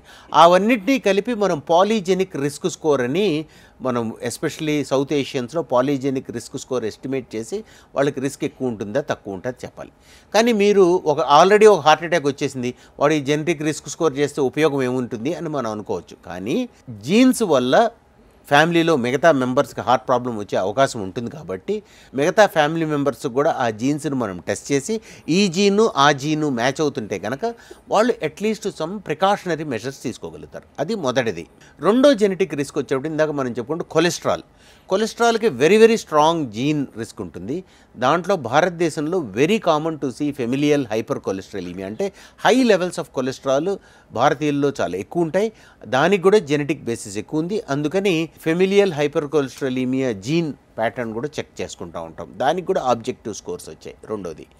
మూడోది వచ్చేటప్పటికి కార్డియోమయోపతి జీన్. ఇందాక మీరు అన్నట్టు కొంతమంది సడన్గా చనిపోతున్నారు, వాళ్ళకి ఈ జీన్ ప్రాముఖ్యత చాలా ఎక్కువ ఉన్నట్టు కొత్త స్టడీస్లో వస్తుంది. అంటే ఇదివరకు రోజుల్లో ఈ జబ్బులన్నీ మాకు తెలిసేవి కూడా కాదు, ఈ సోడియం ఛానల్స్ని ఎఫెక్ట్ చేసే జీన్స్ ఉన్నాయని. కాబట్టి కార్డియోమయోపతి జీన్ ప్యానల్ కూడా ఒకటి వచ్చింది. 4వ జీన్ ప్యానల్ మనం చేస్తున్నది sudden cardiac death gene panel కూడా వచ్చింది. సో ఒక మనిషికి హార్ట్ అటాక్ వచ్చింది, సో ఆ హార్ట్ అటాక్ ద్వారా వాడికి గుండె పంపింగ్ తక్కువ ఉన్నది, వాళ్ళు సడన్గా చనిపోయే రిస్క్ ఎంత ఉన్నది అనేది ఎస్టిమేట్ చేసుకోవాలి అని అంటే మల్టిపుల్, ఇదివరకు ట్రెడిషనల్ ఈసీజీ, హోల్టరు ఈ టెస్టులు ఉండేవి. ఇప్పుడు జీన్ టెస్ట్ చేస్తూ ఉన్నాం. సడన్ కార్డియాక్ డెత్ జీన్స్ కనుక పాజిటివ్ ఉంటే కనుక డెఫినెట్గా వాళ్ళకి హయ్యర్ రిస్క్ ఉంటుంది. కాబట్టి దానికి అనుగుణంగా మనం ట్రీట్మెంట్ చేసుకోవాలి. కాబట్టి ఐ థింక్ 4 ప్రధాన భూమికల్లో నేను ఈ జీన్ ప్యానల్స్ చేస్తూ ఉన్నా. ఒకటి ఈ యొక్క కార్డియోమయోపతి జీన్స్, రెండవది sudden death jeans, heart attack వచ్చిన వాళ్ళలో పాలిజెనిక్ రిస్క్ స్కోరు, 4వది వచ్చేప్పటికి కొలెస్ట్రాల్ ఉండే మనుషులకి కొలెస్ట్రాల్ కనుక ఉంటే కనుక familial hyper cholesterol gene panels. ఈ 4 జీన్ ప్యానల్స్ని నేను నా ప్రాక్టీస్లోకి ఇంటిగ్రేట్ చేయటం వల్ల I think I'm doing a much more comprehensive job. దీన్ని రివర్స్ చేసుకొని మనం చేసుకోలేమా ఈ జెనెటిక్ జీన్స్ని రివర్స్ చేయలేం, కానివ్వండి జీన్లో మనకి ఒక దారి తప్పే అవకాశం ఉంది అని అనుకుంటే కనుక మనం కంట్రోలబుల్ కొన్ని ఉంటాయి. జీన్ని మనం ఎప్పుడు మాడిఫై చేయలేము యాజ్ ఆఫ్ నౌ. బట్ ఫ్యూచర్లో I think gene splicing technology వస్తుంది, వేర్ ఏదైతే మనకు హార్మ్ఫుల్ జీన్ ఉంటుందో ఆ జీన్ని కట్ చేసి పక్కన తీసేసి మిగతా జీన్ అతికించే టెక్నాలజీస్ వస్తున్నాయి. డెఫినెట్గా they are what is going to happen. CRISPR దానికే మనకి last before year Nobel prize కూడా వచ్చింది. So there is lot of advances ఈ జీన్స్ని మాడ్యులేట్ చేయడానికి, జీన్స్ని స్ప్లైస్ చేయడానికి, జీన్స్ని మాడిఫై చేయడానికి రాబోయే రోజుల్లో టెక్నాలజీ రాబోతోంది. కరెంట్ డేలో మనం ఎట్లా యూజ్ చేయాలంటే, ఓకే ఈ జీన్స్ పాజిటివ్ ఉందంటే కనుక రే నాయన నీ కొలెస్ట్రాల్ ఇంకా తగ్గించాలి, నువ్వు స్మోకింగ్ 80% చేయకూడదు, ఆల్కహాల్కి దూరంగా ఉండాలి, బీపీ కంట్రోల్ చేయాలి. మనం ఏదైతే మాడిఫై చేయగలమో మాడిఫై చేస్తాం. ఏదైతే మనం మాడిఫై చేయలేమో possibly we can identify them. రాబోయే 2-3 ఇయర్స్లో if you get some additional gene modification technologies వస్తే అప్పుడు ఆ ట్రీట్మెంట్స్ మనం యూజ్ చేసే అవకాశం ఉంది. S1 అండ్ S2 అనేది కూడా గుండె lub dub is S1 S2 అంతే. సో అంటే మన యొక్క గుండె కవాటాలు ఓపెనింగ్ క్లోజింగ్ అనమాట. కొన్ని కవాటాలు క్లోజ్ అయితే కనుక S1 వస్తుంది, కొన్ని కవాటాలు క్లోజ్ అయితే S2 వస్తుంది. ఇన్క్లిసిరన్ అనే ఒక ఇంజెక్షన్ ఏదో ఉందట కదా. అవునండి. గుండెపోటు రాకుండా చేసుకోవచ్చు అంటారు, అది కరెక్టేనా సార్? అది సో ఏ ఇంజెక్షన్ అయినా కూడా ఇప్పుడు ఇందాక మనము బేసిక్గా కొలెస్ట్రాల్కి తగ్గించడం కోసం LDL cholesterol is the highest risk factor ఉండే బ్యాడ్ కొలెస్ట్రాల్ అని మనం తెలుసుకున్నాం. దాన్ని తగ్గించడానికి షీట్ యాంకర్ అంటే best drug as of now ఈ స్టాటిన్. సో రెండో డ్రగ్ వచ్చేటప్పటికి మనకి ఎజిటిమైబ్ అనే డ్రగ్ ఉంది. మూడో మెడిసిన్ వచ్చేటప్పటికి మనకి బ్రైలో అంటే కనుక you have got bempedoic acid అనే మాత్ర ఉంది. So bempedoic acid, ezetimibe add on drugs, basic strongest drug ఈ స్టాటిన్. వీటి మూడిటితో గనక ఆ మనిషి యొక్క కొలెస్ట్రాల్ని మనం నియంత్రణలోకి తెచ్చుకోకపోతే కనుక then we can give for next level 4 drug, level 5 drug. Level 4 drug వచ్చేప్పటికి ఎవలుకుమ్యాబ్ అని మోనోక్లోనల్ యాంటీబాడీ డ్రగ్ ఉంటుంది లెవెల్ 4. లెవెల్ 5 వచ్చేప్పటికి ఇంక్లిసరాన్ లాంటి మందు. కాబట్టి ఏదైనా కూడా మనం కొలెస్ట్రాల్ తగ్గిస్తే కనుక హార్ట్ అటాక్ రాకుండా ఉంటుంది. సో ఇంక్లిసరాన్ అనే ఒక ఇంజెక్షను, ఈచ్ ఇంజెక్షన్ కాస్ట్ వచ్చేప్పటికి 1 lakh rupees ఉంటుంది. సో ప్రతి 6 నెలలకి ఒక డోస్ తీసుకోవాలి. సో ఐ థింక్ దీన్ని యూజ్ చేయాల్సిన సందర్భాలు నా ప్రాక్టీస్లో చాలా లిమిటెడ్గానే ఉన్నాయి. నేను చాలామంది పేషెంట్ చూస్తాను, ఎక్స్ట్రాడినరీగా లిపిడ్ ప్రొఫైల్స్ చెక్ చేస్తాను. సో వీళ్ళు ఒక చాలా లిమిటెడ్ సెగ్మెంట్ మాత్రమే ఉంటారు. యాజ్ ఆఫ్ నౌ ఒక ఈ మెడిసిన్ అవసరం ఉండేవాళ్ళు 98% మంది భారతదేశంలో మనకు ట్రయల్స్ చేసి కూడా ఈ ట్రిపుల్ డ్రగ్ కాంబినేషన్తో అంటే స్టాటిన్, ఎజిటిమైబ్, బెంపిడోయిక్ యాసిడ్ మూడిటి కాంబినేషన్తో మనకి అచీవ్ అయ్యే లిపిడ్ లోయరింగు ఇంక్లిసరాన్తో వచ్చేదాన్ని ఎంత వస్తుందో ఆల్మోస్ట్ అంత ఈజీగా అచీవ్ చేయగలుగుతున్నాం. That is a very revolutionary trial from our India. So because ₹1,00,000 ప్రతి 6 నెలలకి అంటే నాకు తెలిసి చాలామంది డాక్టర్స్ కూడా ఎఫర్ట్ చేయలేకపోతున్నారు. వెరీ రిచ్ పీపుల్ కూడా సాధ్యమైన నాకు ఒక ఎవరు గల్ఫ్లో పనిచేస్తున్న వాళ్ళు కూడా ఎందుకు సార్ అంత కాస్ట్ మేము ఎక్కడ పెడతా ఉన్నాం. 1 lakh is too costly for a medicine every 6 months అనమాట. అందుకని దాని యొక్క రోల్ ఓన్లీ ప్రత్యేకమైన ఫెమిలియల్ హైపర్ కొలెస్ట్రాలీమియా ఉండేవాళ్ళు ఎవరికైతే ఈ 3 మందులు ఇచ్చినా కూడా తగ్గట్లేదు వాళ్ళకి is a add on drug, level 4 drug అనుకోవచ్చు, లెవెల్ 5 డ్రగ్ అనుకోవచ్చు. ఆ పర్చేజింగ్ కెపాసిటీ ఉన్నవాళ్ళు, ఎఫర్డబిలిటీ ఉన్నవాళ్ళు ఈ ఇంజెక్షన్ 6 months కొట్టన్నారు కదా మీరు. సో ఇది ఎలా ఎంతకాలం వేసుకోవాలి? అలాగా జీవితాంతం తీసుకోవాలి. జీవితాంతం తీసుకోవాలి. ఇందాక మీకు చెప్పాను కదా, నేను నా యొక్క ప్రాక్టీస్లో షుగర్స్ కంట్రోల్లో ఉంచి, కొలెస్ట్రాల్ కంట్రోల్లో ఉంచి, బీపీ నియంత్రణలో ఉంచి రోజు వ్యాయామం చేస్తే కనుక వాళ్ళకి హార్ట్ అటాక్ వచ్చే అవకాశాలని మనం 80 నుంచి 90% తగ్గించగలుగుతాం. అందులో మాత్రం ఎటువంటి సందేహం లేదు. వెదర్ కొలెస్ట్రాల్ నియంత్రణలో ఉండటానికి మీరు స్టాటిన్ వేసుకున్నారా, స్టాటిన్ ప్లస్ ఎజిటిమైబ్ వేసుకున్నారా, లేకపోతే ఇంక్లిసరాన్ తీసుకున్నారా అనేది అప్రస్తుతం. Your goal is to achieve that number. So కాకపోతే ఏమవుతుందంటే మన ఇండియాలో ప్రతి మనిషి సార్ నేను ఏమి తినాలి అని అడుగుతాడు, ఏమి మందు తీసుకోవాలి అని అడుగుతాడు, కానీ నీ గోల్ ఏంటి అనే దాని మీద ఎప్పుడూ దృష్టి ఉండదు. నీ goal is not what the vehicle. If you want to reach from here to Abbots, whether you take a metro or a bus or a car, you reach the same place. Destination is the same. But if you don't have a clarity, you go in a bench also, you can land in Secunderabad instead of Abbots. So it is a totally different thing. Where you have to reach, you should have a clarity.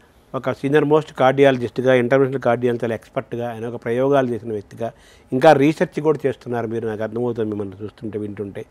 చాలా అడ్వాన్స్డ్గా ఉంటున్నారు. ట్రెడిషనల్గా combination of everything you have. మీరు ఇచ్చే message ఏంటి sir? చాలాసార్లు మనము BP, sugar, cholesterol అదుపులో ఉంచుకోవాలని తెలుసుకున్నాం. మనం మందులతో దాన్ని అచీవ్ చేస్తామా, లేకపోతే లైఫ్ స్టైల్తో అచీవ్ చేస్తామా, కాంబినేషన్తో అచీవ్ చేస్తాం అనేది, కానీ మన గోల్ని చూసుకుని చేసుకోవాలని కూడా తెలుసుకున్నాం. ఈ 2 పాయింట్లే కాకుండా మూడో పాయింట్ ఏంటంటే, చాలాసార్లు నేను ఒక మెసేజ్ ఏంటంటే కనుక, షుగరు, బీపీ, కొలెస్ట్రాలు వీటికి వాడే మందులు జీవితాంతం వాడాల్సినవి. ఆ మందు యొక్క మోతాదు తగ్గించబడుతుందో ఎక్కించబడవచ్చు, కానీ మందులు వాడుకోవటం మాత్రం చాలా మటుకు కంపల్సరీగా 99% ఆఫ్ ది పీపుల్కి వాడాల్సిన అవసరం ఉంటుంది. 98% మంది ఒకసారి షుగరు, బీపీ, కొలెస్ట్రాల్కి మందులు మొదలెడితే వాటిని జీవితాంతం వాడాలి. మొదటిది, ఈ మందుల యొక్క దుష్ప్రభావాల గురించి మీరు ఎక్కువగా ఆలోచించకండి. Sugar, BP, cholesterol are more dangerous than the medicines. దానికి వాడే మందుల కంటే ఈ జబ్బులు మీకు ఎక్కువ హార్మ్ చేస్తాయి. అది రెండోది. మూడోది, ఈ మందుల వల్ల దుష్ప్రభావం కంటే కూడా దాని యొక్క బెనిఫిటే ఎక్కువ ఉంటుందని కొన్ని కోట్లాది మంది ప్రజల్లో చేసిన పరిశోధనలు, అది కూడా ఒక 10 సంవత్సరాలు కాదు, గత 50 సంవత్సరాలుగా వచ్చిన మన డేటాని బట్టి ఖచ్చితంగా తెలుసుకుంటున్నాం. మూడోది. నాలుగోది, కొత్త జనరేషన్ ఆఫ్ మెడిసిన్స్ వస్తున్నవి పాత మెడిసిన్స్ కంటే డెఫినెట్గా ఒక 5x బెనిఫిషియల్ డ్రగ్స్ వస్తున్నాయి. కాబట్టి సాధ్యమైనంత మటుకు మనకి new generation medicines, new generation drugs మీద కూడా మనకు కొంత అవగాహన పెంచుకోవటం కూడా చాలా ముఖ్యం. కొత్త మందులు, ఈ జబ్బులకి కొత్త మందులతో వచ్చే ప్రభావం మాత్రం చాలా ఎక్స్ట్రాడినరీగా ఉంటుంది. తర్వాత అడ్వాన్స్డ్ టెక్నికల్గా అడ్వాన్స్మెంట్ కూడా వచ్చింది కదా, టెక్నికల్గా కూడా advancements in the coronary angioplasty techniques వచ్చాయి. ఇందాక అనుకుంటే వాల్ టెక్నాలజీలో అడ్వాన్సెస్ వచ్చాయి. హార్ట్ ఫెయిల్యూర్లో పేస్ మేకర్స్ వచ్చాయి. So there are lot of things. ఇదివరకు గుండె పంపింగ్ తక్కువ ఉందంటే కేవలం మందులే, ఆ మందులతో కూడా ఎక్కువ రోజులు ఉండేవాళ్ళు. అట్లాంటి వాళ్ళని, హార్ట్ ఫెయిల్యూర్ ఉండేవాళ్ళని ఈ రోజున నేను అలవోకగా 20 years ఎక్స్ట్రా ఇవ్వగలుగుతున్నా, which is not possible some time ago. So there are lot of advances, scientific advances in medication, scientific advances in procedure, scientific advances in life style, including their stress or responses, ఇట్లాంటివి. Thank you doctor గారు. నమస్కారం అండి.